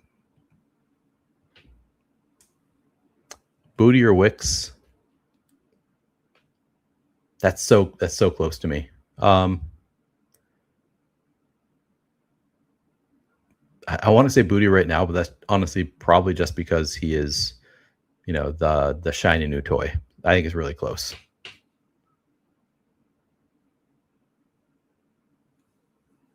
Wilson wants to know what part. Oh, you already answered. Southern Oregon, Rogue Valley. I did wine tasting in Oregon last year with my wife.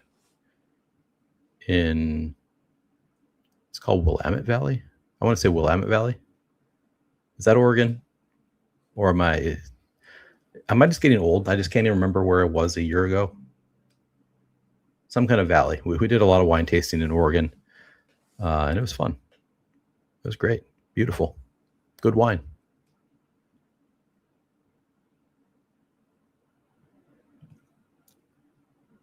I passed on him because I have 9%, but I should have taken him with Bijan. Wait, who are you talking about now? Jeanty? Or one of the Saints receivers?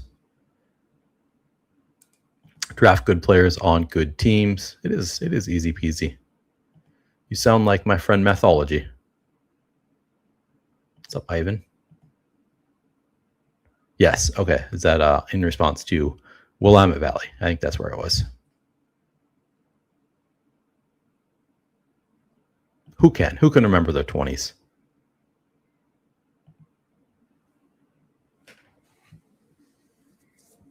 But yeah, wine country in Oregon. We went to some new winery in the morning. It was like it's a brand new winery, vineyard, I guess. It was a vineyard. And there was nobody else there. It was like gorgeous. And so we were just sitting out on a deck drinking wine. But the only downside was it was like 10 a.m. So like drinking wine at 10 a.m. I will say I got tired of drinking wine after a while. I like wine. I know a lot of people, it's not everybody loves wine. I do enjoy wine sometimes. I just go on wine tasting. It's like get tired of it after a while. I also don't like pretending like I understand what they're talking about. Pretending like I can taste things that I can't taste. There's no chocolate in this. This is just wine. It just tastes like wine. So I do not have the palate necessary for being a good wine taster. My wife is better at it than I am. But it was a fun time. It was a good time. I would do it again.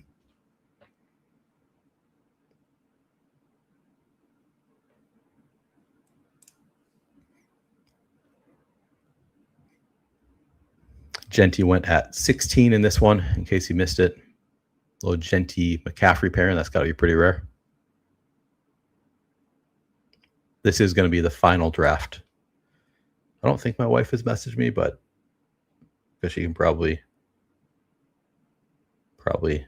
hear that I'm in here.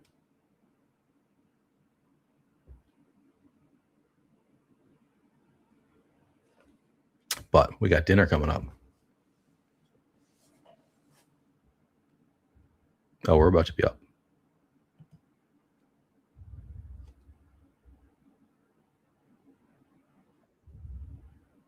All right, AJ Brown, come on down.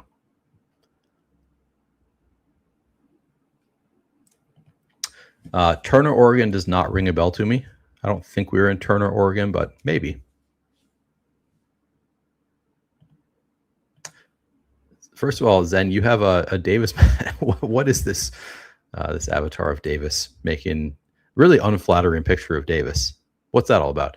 Does pretend you like you can taste things is the best? Yes, okay. Oak sage and raven's blood. Yes, exactly.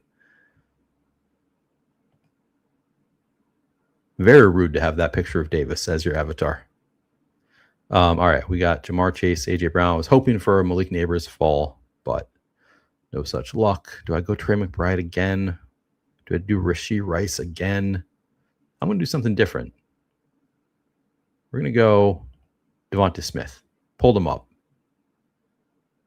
Might be too early for Devonta Smith. I thought about going Zay Flowers. I didn't, though. I'm partially what I'm thinking is, okay, I'm going to be drafting at pick 70 and 75 in an otherwise gross range. If I can get two of these three quarterbacks in that range, I feel like that's, always fun.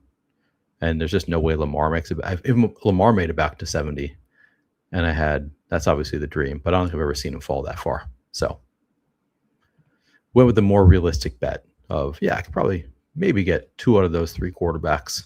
Kind of a fun start if that happens.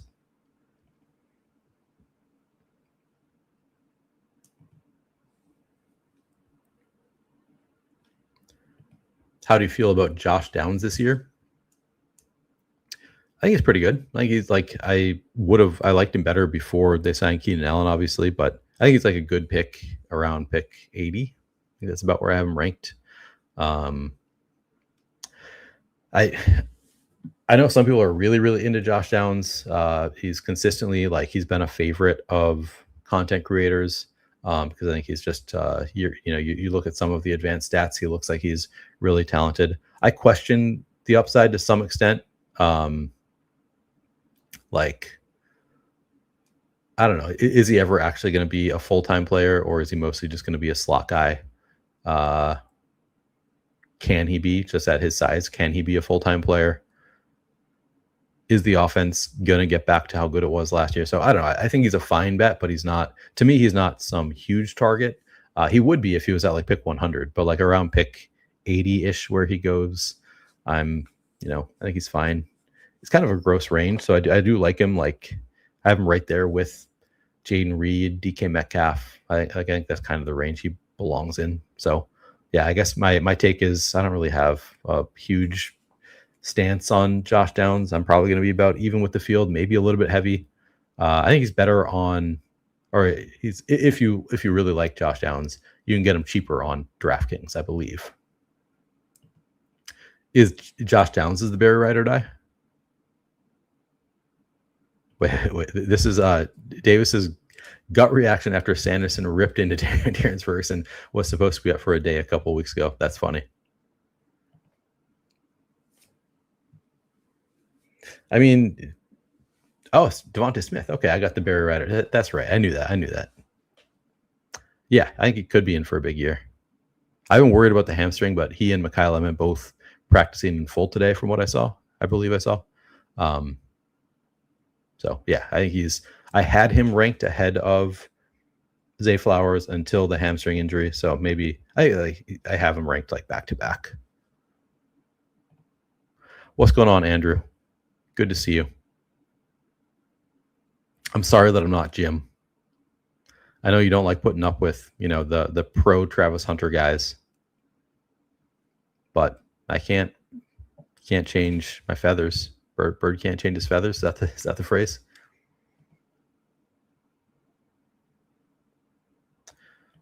I like Taylor says, Dr. Professor, I feel like the Downs bet fails. I mean, that's the thing. I've done the Josh Downs thing. Even on season long, I've taken Josh Downs and he did not work out last year.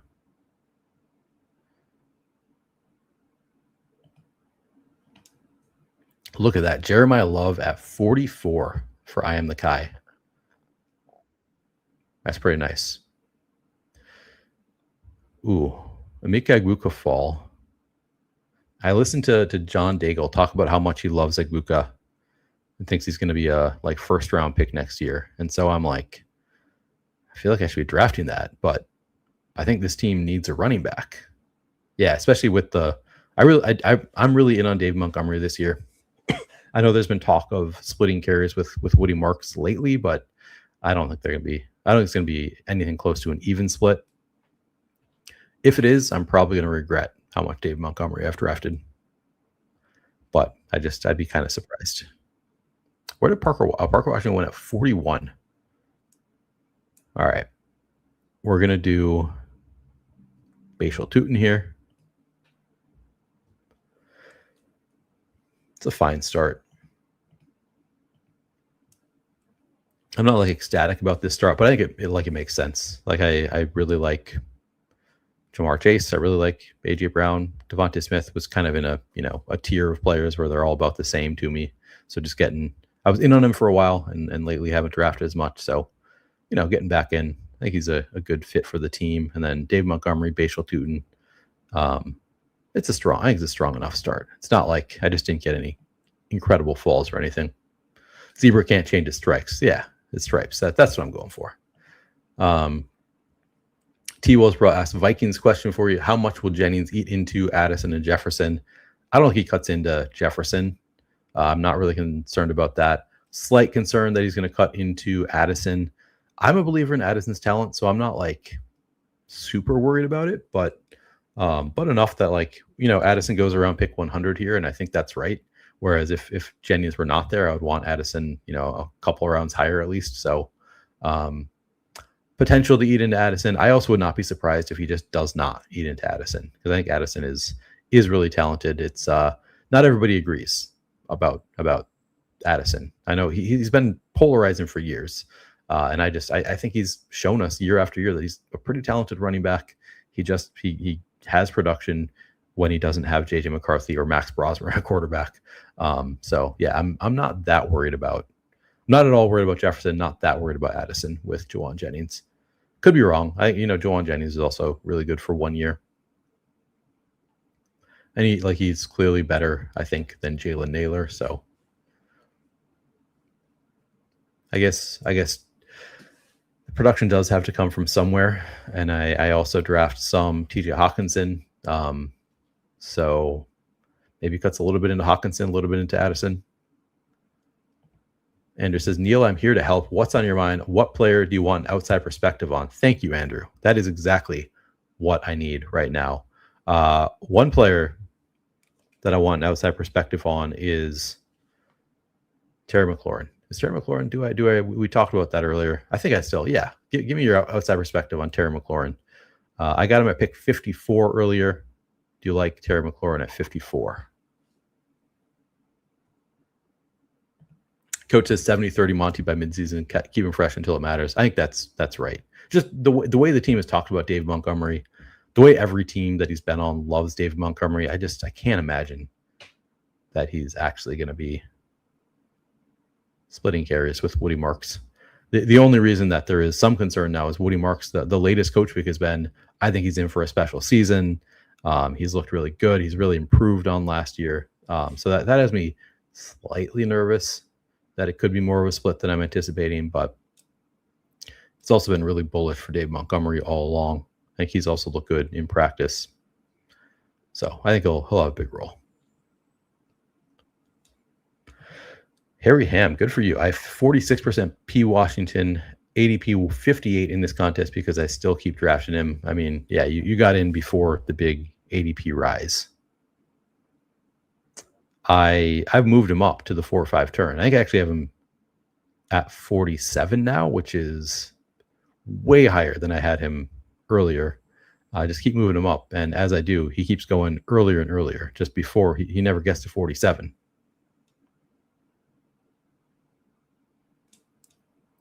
Harry says I'd rather have Terry McLaurin on other sites as a bring back somewhere. Yeah, but there's, I think, mid 5th round feels okay to me. Doesn't feel like a super smash, but it feels okay.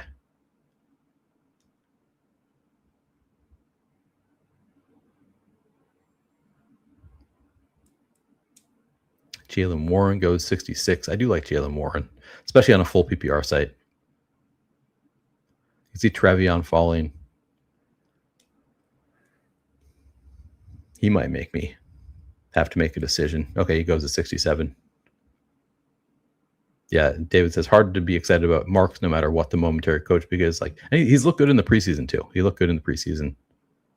I don't know. Yeah, I agree with what you're saying. I think he's fine where he goes. All right, so I got to go Drake May, I think. Got AJ Brown and Jamar Chase and Devonta Smith. But yeah, I think Drake May is my top option there. Also, I think I'm more likely to get Joe Burrow back than Drake May because nobody has T. Higgins on this side of the board. Whereas Drake May, people can always backstack. Yeah, I'll go May and Burrow. There we go. That's a fun little turn. Exactly what I was hoping for. I have been in the position here before where I do something like this, and then for some reason, Jalen Hurts comes all the way back to the late 8th round. And at that point, I'm like, I don't think I can resist that. If Jalen Hurts comes all the way back to 94, I would just take him. But it has happened to me at least once. Maybe not here. I don't know if it was at this turn, but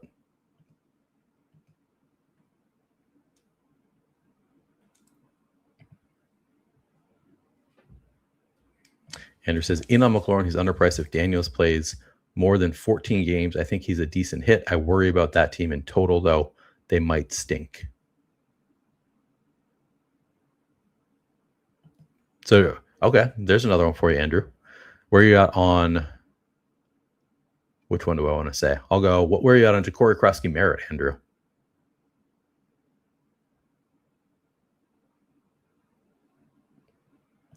Brother, that's not even a real name. You just made up a name. I mean, Baraka Kapinu look good in the... I've never heard of Baraka Kapinu. Is this like an offensive lineman or something?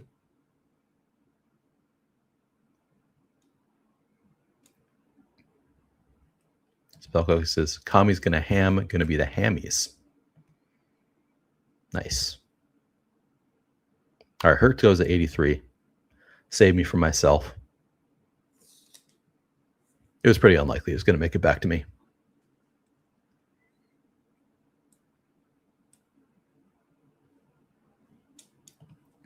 David says, I always try to remind myself that these look good moments for potential producers often come against second and third stringers in the preseason form. Yeah.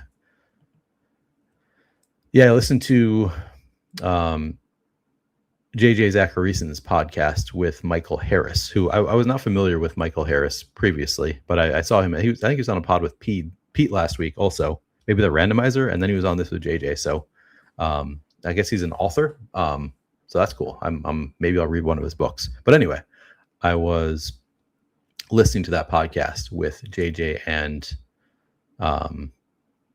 Harrison, and they were talking about how they just take nothing from the preseason. That was his, like, my big takeaway is after years, I think you just shouldn't take anything away from the preseason. Like, people talk about like, oh, well, he was playing against a first stringer, but that's like, even when they are playing against first stringers, it's the defense just never adjusting to what the offense is doing. They just like stick in one specific style of defense. So yeah, their takeaway was like, people want to overreact. They overreact to every single thing that's happening in the preseason. And you just shouldn't react at all. I've also heard the take that like the only thing you should react to is the usage and like the depth chart. You can get info there from the preseason sometimes, but not the actual like play itself. Like Kyle Williams, I think, had a long touchdown. Like, don't take anything away from that. But like, if Kyle Williams is resting with the starters, then that maybe is telling you something. All right, this is Danny asks, what percentage of snaps on offense do you think Travis Hunter plays? Just been taking way too much. Me too, brother. What percentage of snaps do I think he plays? I think he plays 20% of snaps, but runs routes on like all of his snaps. I don't think they're putting him in there to block. So I think 35% route participation as a base, and then potential for more depending on the availability of the other three. All right, so I've got a 2-2-3 team. Never did get that answer on Ja'Cory Krusky-Merritt, who is now the top running back in my queue.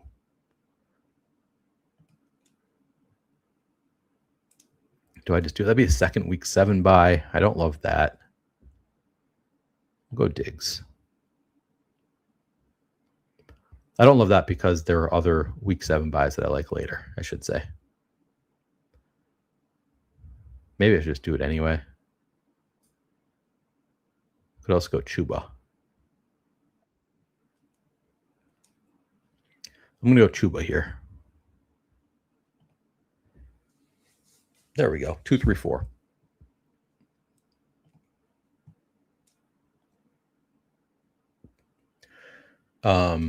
Yeah, so I will say I didn't I almost made a video on Travis Hunter today because I know like people have really like polarized. He's so polarizing. Some people really think he's a great bet.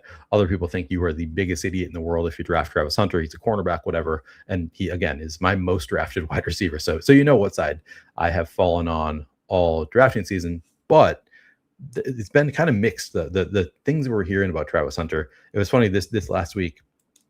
Zane Denani, if you're not familiar, goes through and like reports what beat reporters are saying, like reads all the stuff, or maybe as AI read it. I don't actually know. But he kind of reports on what is being said by beat reporters and stuff, and kind of aggregates that on his Twitter feed. And one day last week reported, they're saying that he is the backup to all three of the wide receivers in front of him. Like, he reported that like there's some beat reporters saying like they're preparing him to be the backup in case any of the other wide receivers goes down, and then of course has base usage also. Like, so he's going to have packages like in the red zone and like all these packages, and then he's also the backup. And I was like, this is super bullish for Travis Hunter. And then literally the next day we get a different beat reporter, and he's reporting this other beat reporter saying Jacoby Myers looks like he might be hurt. He jammed his hand or whatever. I don't know if you know this, but Jacoby Myers hurt right now.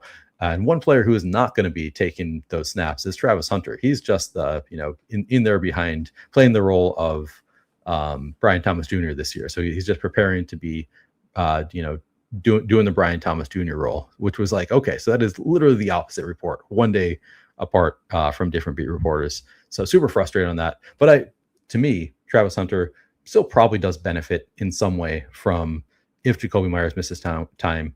Parker Washington also, I think if Parker Washington missed time, Travis Hunter played a lot of slot snaps last year, so we could obviously do that again. So I do think that there are multiple outs to some contingent value.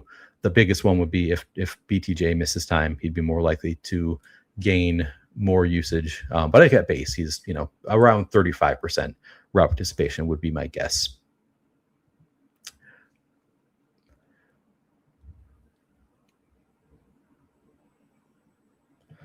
Potential usage definitely matters. David says the Kyron smoke burst. Yeah, that's true. Yeah, Danny says he was playing 50 plus every healthy week. Granted, that was last year, but that was before they had Jacoby Myers, and before he became like the clear top cornerback on the team. So I do think it's a worse situation than last year. Harris says he learned his lesson, but like Travis Hunter was about to break out. I'm fairly certain that he was going to be maybe not pay off his 5th round ADP from last year necessarily, but like I think he was on a positive trajectory last year when he got hurt, because he had just had the really big week 7, and people talk about like, oh, but it was in a blowout, but it was also against a already really good Rams defense, and they were playing their starters. They were playing all out. It's not like they were, I don't know. So to me, I don't really care that it was in a blowout. He had 20 something fantasy points in his final game. And then the team talked about how we're going to be playing him more on offense. Like we're ready to, make him a full-time offensive player. And then he got hurt. So I think he was going to be okay last year. But now he's free right now. So that's the reason that I like taking Travis Hunter, is that I don't have to pay a top 100 pick for him. I got him at 190 something in the last draft.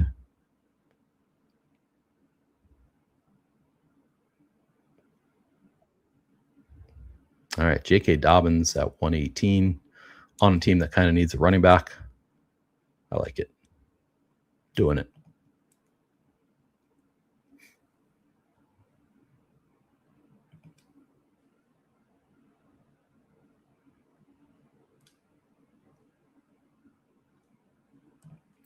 When do you think is the best time to draft best ball if you're only going to do it for a month? Right now. This is the ideal time.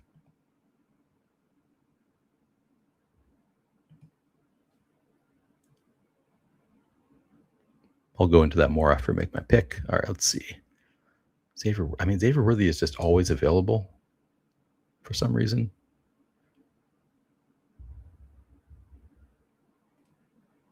Screw it, I'm doing it. All right, we're at 2450. Yeah, so this year I did way more of my drafting early because I thought there were bigger. I thought like there were some pretty big edges to push with AJ Brown going in the 3rd, and I was very convicted that he was going to be a 2nd round pick. And I've liked the Travis Hunter, so that one went really well. And then I've also liked the Travis Hunter bet, and that one has gone poorly as far as CLV goes. But there have been a number of edges that I thought I could push early, and now that we're in this drafting season, every year I'm just reminded like you should just save so many of your bullets for late August and early September, because a few different things I think are probably happening. One, everybody who's been drafting is just bored of making the same teams. So even if we did not get an influx of new drafters, I think you just get way more unique boards right now. Whereas like you're drafting in July and it's just the exact same range of like ADP every draft. And you're like, okay, I guess I've got these guys in a tier. I'll flip it in this one to try to get, different exposures and different types of teams and stuff. But it's kind of boring. Like just drafting in July. At the end of the day, it's like you just do not get a ton of variance in your draft boards. Drafting right now is super fun because you're getting just constant information, new information just constantly, and people reacting to it differently. And you end up just easily getting way, way different boards right now than earlier in the summer. And this is just where you get really fun stuff. But then obviously like with the Jeanty situation yesterday, but even like Kayshon Boutte, this trade shakes things up where some people are like, that's a pick 120, he should be going where Jaden Higgins is going. And, there's that reaction. And then other people are like, hi, he's probably like a, 195 pick. I'm not really moving him, not the best landing spot. People just have really different reactions. And it's really fun just having the different ranges of players. But then on top of even that, like even without new players, that would be happening. But now you're getting a bunch of new players and some of them very casual. And you just get casuals who are just like, nah, I don't really like, trying to think who it would be. Bashal Tootin, like, nope. You get a room full of 6 drafters that are really out on Bashal Tutin, and then a few that, don't need him at that point in the board, or, trying to stack up their QB. And some are getting Bashal Tutin at, 65, whatever, like just stuff that will literally never happen all of July. And that's just like a weird example that I haven't actually even seen, but he's just one that I could imagine that happening. But you just get stuff like that all the time in August. So yeah, the confluence of different things that to me makes this easily my favorite time to draft. I think you get the best teams. If Hunter hadn't gotten hurt, the P-Wash surge would never have occurred. That's probably true because the team was not playing Parker Washington in that role. But that's another reason that, yeah, Travis Hunter, it is a different bet than last year. Aaron Jones, we just talked about him. We're running out of good running back bets. I think he's a pretty good one. Washington and Marks both went. Yeah, we'll do Aaron Jones here.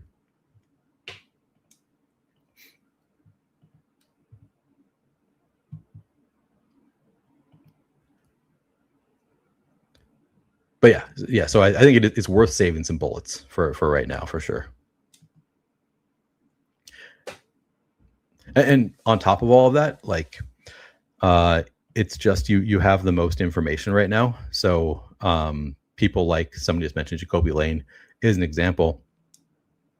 You can draft now knowing that Jacoby Lane was not drafted in more than like half of drafts in the first half of the year, like until August. He was not drafted in many, many drafts, which makes him an even better bet now than he would be, if he were going in every draft. All right, we don't have a tight end yet. I guess it's a little bit of a fall for Mark Andrews. Yeah, we'll do a Mark Andrews. 147. That feels good. Like he's not my favorite click, but at 147, I think he's probably just a good click. I was pretty excited about Mark Andrews for a while, and things have not seemed super bullish on him. Like, kind of seems like there's some possibility that he's just washed. But at 147, I think he's just good bet. But yeah, so like just drafting now, and I know Jack Miller put out did a study of this last year, and it basically found that like the 3 years prior, teams that were drafted in August, if I'm trying to remember exactly what it was, but like basically later drafted, I think he actually maybe even did like week by week, but like in general, there was correlation with drafting later and doing better in the contest. And even like, and some people point out like, well, yeah, but if you draft really early, then you can get, higher spike weeks because you get combos that are not available later. And what he found was like, even like the top 1 percentile outcomes, teams that are drafted later tend to be better. And I think there's a number of reasons for that, but just you have the most information, which includes just things like the depth charts and stuff, but also you have information about what has happened in the contest so far to that point. Now, and this is why I think it's still worth doing some drafts early. If you do enough drafts throughout the summer, where the ADP bands have gone, where you are getting unique combos. If you do some drafts earlier on in the summer, and then just like knowing which players were not being drafted, and now you can get them, and you're going to have a really low owned player, particularly in a contest like Drafters that is total points. That's obviously more valuable, but it's also valuable on the other sites. Just like, hey, Jacoby Lane was not being drafted, and he looks like he might be a star, so I should take him, or Puka Nacua, or Kyron Williams.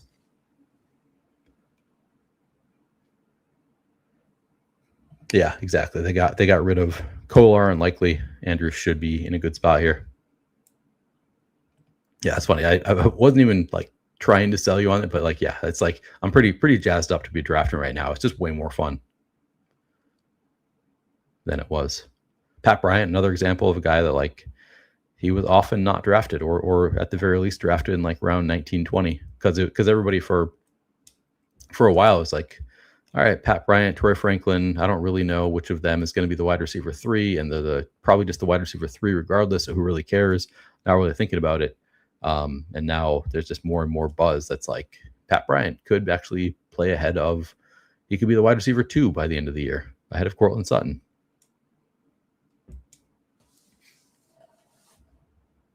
which obviously a lot of people don't believe. Cortland Sutton still goes way ahead of him, but he's up to 160 here.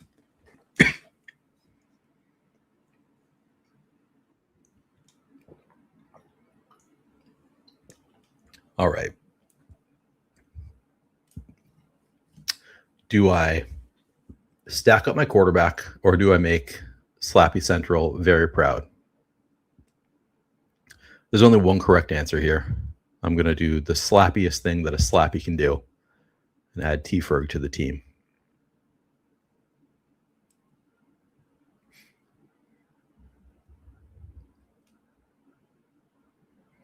I like Trey Harris. I'm surprised that Trey Harris is falling so much. I feel like I must have missed something on Trey Harris. Because he's one that I thought was just going to continue rising. That is not the case.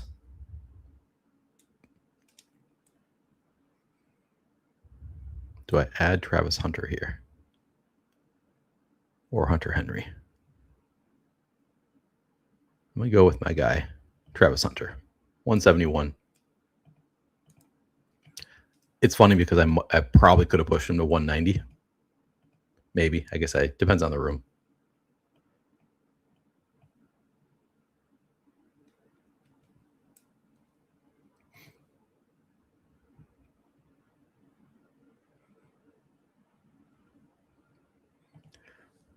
David says, I don't know why, but I have like 30% Bryant round 18 through 20 across the three sides. Hopefully, it's because you listened to Best Ball Whenever, episode 1, with myself and Ben Gretsch, where Ben Gretsch made a really great case for Pat Bryant. He said he should be drafted in every single draft at the very least.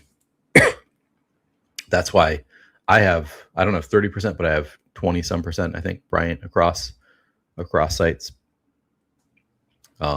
And yeah, I definitely credit Gretsch for my exposure to Bryant. Yeah, that was, of course, taking Terrence Ferguson at 166. Okay. Trey Harris missed practice for like a week. I missed that. Okay. That's where going on family vacation in the middle of August. Not ideal in some ways. It is ideal in that it was an awesome vacation, but sometimes you miss some news. I try to stay connected. Still got my phone, still paying attention, but missed that one.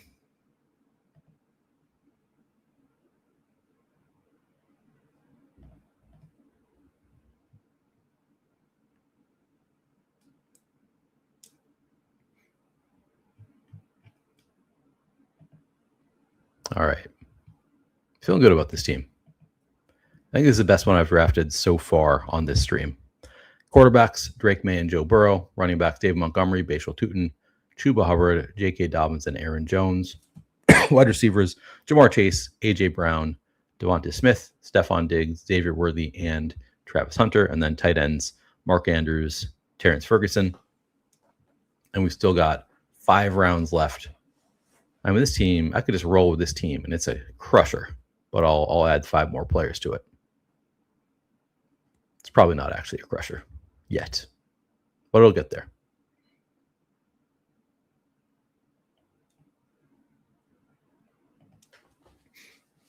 In case you missed it, I did join a content creators fantasy league. We're going to be doing our draft tomorrow. It's not going to be live streamed. It's going to be recorded. I am not the commissioner of this league. A guy named Nerd Space Games, who typically does video game content, reached out about this content creators league. And one of the big draws for me was all 3 members of the Toxic Tower are in the league, along with, several other creators that I like quite a bit. I was disappointed to learn, though, that the Toxic Tower are all one team.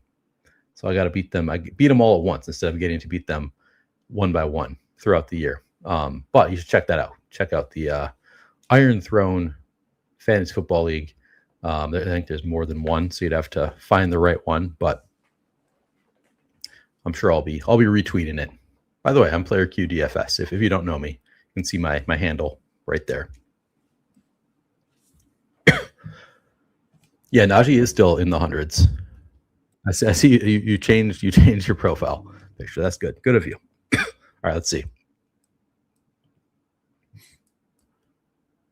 All right. Omar Cooper is top of my ranking set.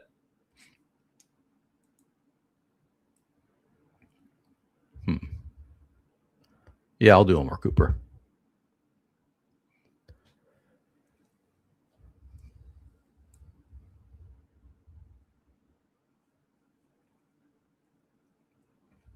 Ray Davis went at 170. Tank Bigsby 167. That's fun. I would have liked him on my team, but it is fun. Fun for you. Man, I was thinking about Kenny Sadiq went. I was thinking about Kenny Sadiq, but also it's an overlapping buy. This is tough. I do not know what I want to do here. Let's go Gunnar Helm.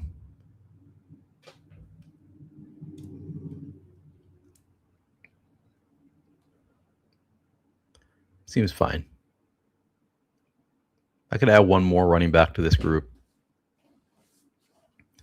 But I've got 5 guys who I think like have the ability to spike any given week. They all have roles on their team at the very least, and I mean they're all split, but I think that's true of almost every backfield. So I think one more and I'll feel pretty good about my running backs.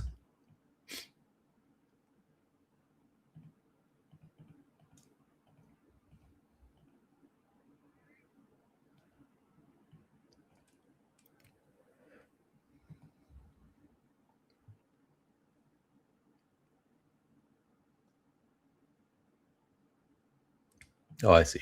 Wait. No, I mean going all the way back to February for Bryant, T. Ferg, Miss. Oh, you've taken all of them since February. Okay. I was just replaying the guys I liked last year who failed me. I guess I'm off in a year too early. So now I run it back. I should do that. I should be running back because it's happened to me several times where the guy I was super in on hit in a huge way the following year. The 2 that come immediately to mind were, is it Derek Williams, the Kansas City Chiefs running back. So the year that that they had Clyde Edwards-Helaire as the rookie coming in, and everybody was so excited about Clyde Edwards-Helaire. But some of the people I follow were like, he's not the best prospect in the world. So like the Chiefs drafted him and he's going to be the starter, but he's not that great. And I was like, oh, and that was the year. It was still early enough in best ball that people were drafting Damian Williams, even though he already told us before the season he was not playing that year. So people are drafting the wrong D Williams running back on the Chiefs, and they were taking him at like pick 120. And then I was getting Derek, I think, Williams at like, the 15, 16 round pretty regularly. I had like 43% that year. He did absolutely nothing. Clyde Edwards-Helaire just struggled the whole year, and they just let him ride. And then the next year, Derek Williams had a pretty strong season. But then the even bigger example was a couple years back when the Cowboys announced that Rico Dowdle was their RB2 in August. And nobody reacted. Just nobody drafted him. And I was like, RB2 on the Cowboys sounds like a really good thing to have. So I drafted a ton of Rico Dowdle that year. And he did nothing because Tony Pollard stayed healthy the entire season. And then, of course, the next year, Rico Dowdle had a very good year. So, yeah, I also have the same pattern of drafting players, watching them do nothing, and then the next year they're pretty good. I'm not sure. Park had 8 touchdowns. Colby Parkinson last year, and Higbee is healthy. So you're not sure on Terrence Ferguson. I think that's fair. Terrence Ferguson, like it's been a pretty good drumbeat on Terrence Ferguson. So I'm in on the bet. I think he has multiple paths to being pretty good, but he also like could be a big miss. That's definitely possible. Isaiah Pacheco just keeps falling and falling. And I keep saying, I don't want Isaiah Pacheco. They do have the best strength of schedule in the league. So if anything happens to Jahmyr Gibbs, Isaiah Pacheco appears to be in line for a big role. I think this is, at this price, I think he's a pretty good bet. Even though I'm not the biggest Pacheco guy. He's won, who was it? What's his name? Now I'm blanking. Guy I really respect who works for ETR, Pat something. Yeah, I'm blanking on the name, but did a tweet about how this is kind of the time frame where like Pacheco's injury was long enough ago, where he's like on the timeline of Tony Pollard. When so like Tony Pollard's had the same injury, I think, and it kind of zapped his athleticism for a while, and then he came back and was good after a time period. And we're kind of reaching that with Isaiah Pacheco, where like he should be full strength again by this season. I'm from Detroit. Don't draft. I mean, he's 100% contingency bet. Like he's not doing anything with Gibbs healthy. But if Gibbs goes down, then Detroit, great offensive line, great strength of schedule. How do you feel about going with only 2 quarterbacks in this format? I mean, it depends on the quarterbacks. I think I'll probably take 3 quarterbacks like 70% of the time, I would guess. I only have 2 on this team because I have Drake May and Joe Burrow, and I think they're just good enough to put up big scores every week. But yeah, I think most of the time I'll have 3.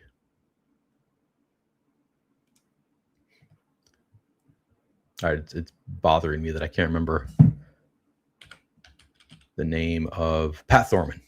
Could not remember Pat Thorman's name. Pat Thorman tweeted out, and he's not even like a big Pacheco bull, but tweeted out that like, yeah, if you want to make a case for Pacheco, like he should be healthy now, back to what he once was at least. So I didn't love him when he was going at pick 150, 160, but at 214, I'll sign up for that. What do you guys think about Bryce Lance? Andrew never responded about whoever the last person I brought up with. What does everybody else think about Bryce Lance versus Berrien Brown versus Devon Vele? Do you have any opinions there? I currently don't have Berrien Brown even in my rankings. Maybe I should change that. I don't know. I'm making the bet on Bryce Lance or Devon Vele. I think is like a fine dart throw late.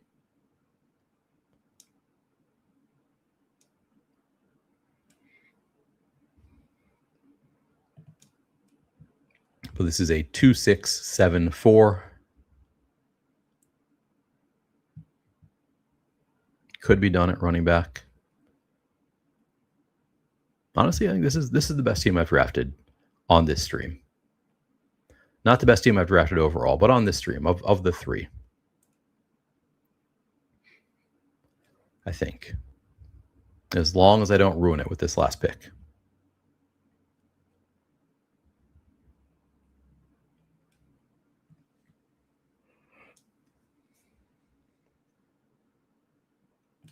And the guy says Vele flashed it already. I like him. That is true. We've seen a little bit from Vele. He's the one that, again, D-Bro thinks Vele just kind of sucks. So he's out. Told me to draft Bryce Lance instead. But Jabari, I don't even know who Jabari Small is. I assume he's a wide receiver on the Saints. I guess I can take that from the context. But picked up Berrien Brown, some deep dynasty leagues, but I'm too cowardly to stick my neck out in best ball. Vele seems fine. Vele does. Like, I think Vele is probably a strong last round pick. I wouldn't draft Pacheco at pick 300, Harry says. All right.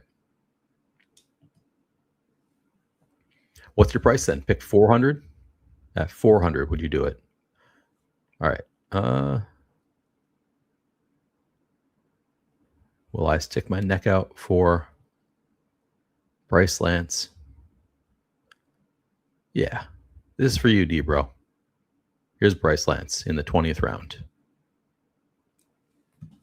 All right, it's a 2-6-8-4. Drake May and Joe Burrow at quarterback, Dave Montgomery, Bashal Tutin, Chuba Hubbard, J.K. Dobbins, Aaron Jones, and Isaiah Pacheco at running back, Jamar Chase, A.J. Brown, Devontae Smith, Stephon Diggs, Xavier Worthy, Travis Hunter, Omar Cooper, and Bryce Lance at wide receiver, and Mark Andrews, Terrence Ferguson, Gunnar Helm, and Charlie Kolar at tight end. This is my favorite team that I've drafted on this stream. I will give it a B. It's still not like an amazing team, but it's a B. It's a fine. It could surprise, Probably not winning the tournament, but it could make me $100. I think. Pick 420 is where we're taking Isaiah Pacheco. All right. I take him at 369 personally. Oh, he's a running back on Detroit. I see. So he's instead of Pacheco. Okay. Maybe I should learn who that is.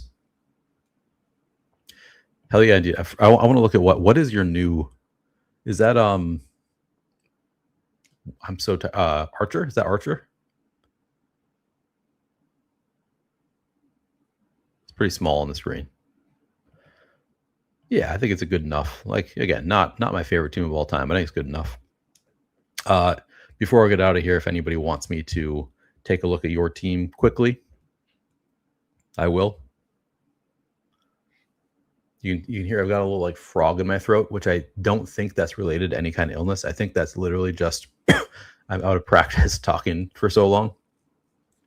Once the season starts and I'm doing streams literally every day somewhere, I get a lot more used to talking for a long time. But like in the off season, you just fall out of practice. I just don't, I only talk to my wife every day. Other than that, not doing this much. All right, Greg in the one hole, love it.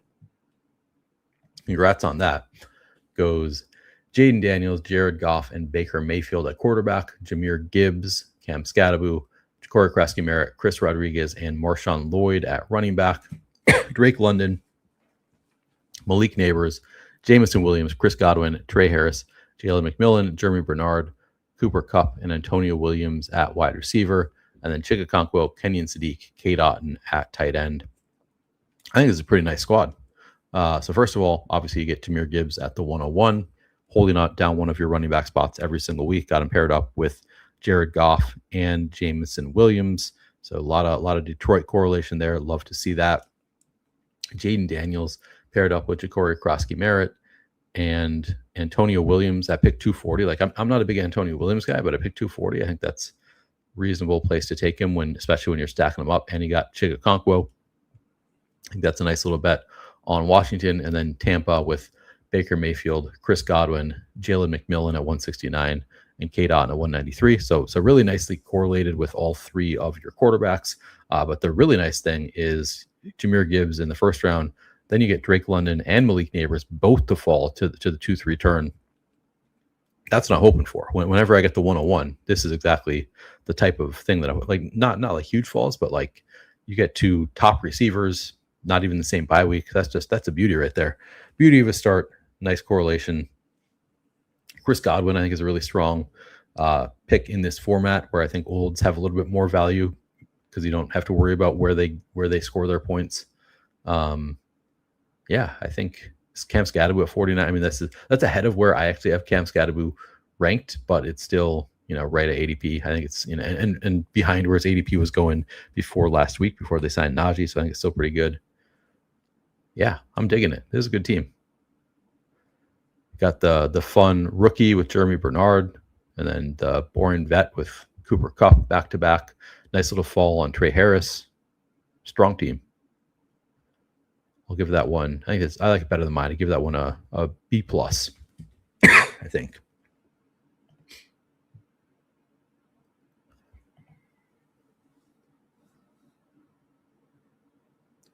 Oh, it is. It is from Archer. Most of my teams are the Lakshmi Singers, named after Archer's lacrosse team. Funny. Draft dubs. Let's take a look. Yeah, your tight ends are a little bit, but like it's probably good enough. All right, draft dubs. Oh, we got the 1-2-3 all in here. All right, from the 2-hole, it's Dak Prescott, Tyler Shuck, and Michael Penix at quarterback. Bijan Robinson, Kenny Gainwell, Rico Dowdle, Tank Bigsby, Ray Davis, and George Holani at running back. Wide receivers are George Pickens, Lad McConkey, Emeka Egbuka, Luther Burden, Ryan Flournoy, Keyshawn Boutte, Ted Hurst, and then tight ends, Kyle Pitts, Juwan Johnson, Colby Parkinson, and David Njoku. So Dak Prescott with George Pickens and Ryan Flournoy. Tyler Shuck with Juwan Johnson. Michael Penix with Bijan Robinson and Kyle Pitts. All right, so three nice little stacks there. Obviously, quarterback.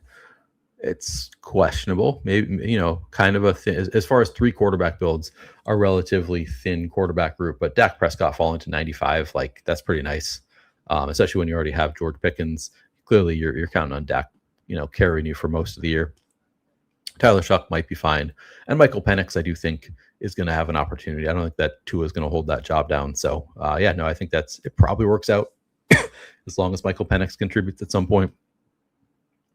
Running backs, I'm obviously Bijan. You've got holding down a spot. Kenny Gainwell, I go back and forth. Like he goes earlier on drafters than other sites. I think he's better for an ADP format. I'm not like the biggest Kenny Gainwell guy, but it's probably fine. You only took him a little bit ahead of ADP. I do like Rico Dowdle a bit too. I think you're like slightly thin at running back, even despite having Bijan Robinson. You need. I like your contingent bets. I mean, Tank Bigsby I think is a really good contingent bet. Ray Davis a really good contingent bet. George Holani, I don't really see the vision with George Holani. I drafted a fair amount for a while. I've stopped because I guess if Zach Charbonnet doesn't come back super soon, I guess he could contribute in the passing game. So I'm like not enthusiastic about your running back group, but I could see it working, I guess.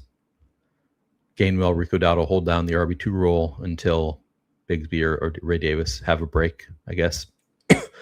Wide receivers are obviously very good. Pickens at 23, McConkey at 26, I think is fine. Emeka Egbuka and Luther Burden at that 4-5 turn is really nice. Flournoy a little bit ahead of ADP. Booty a little bit heavy. I think still ahead of where he's going to be going, but maybe I'm wrong about that. But I think he's a fine bet to take at 146.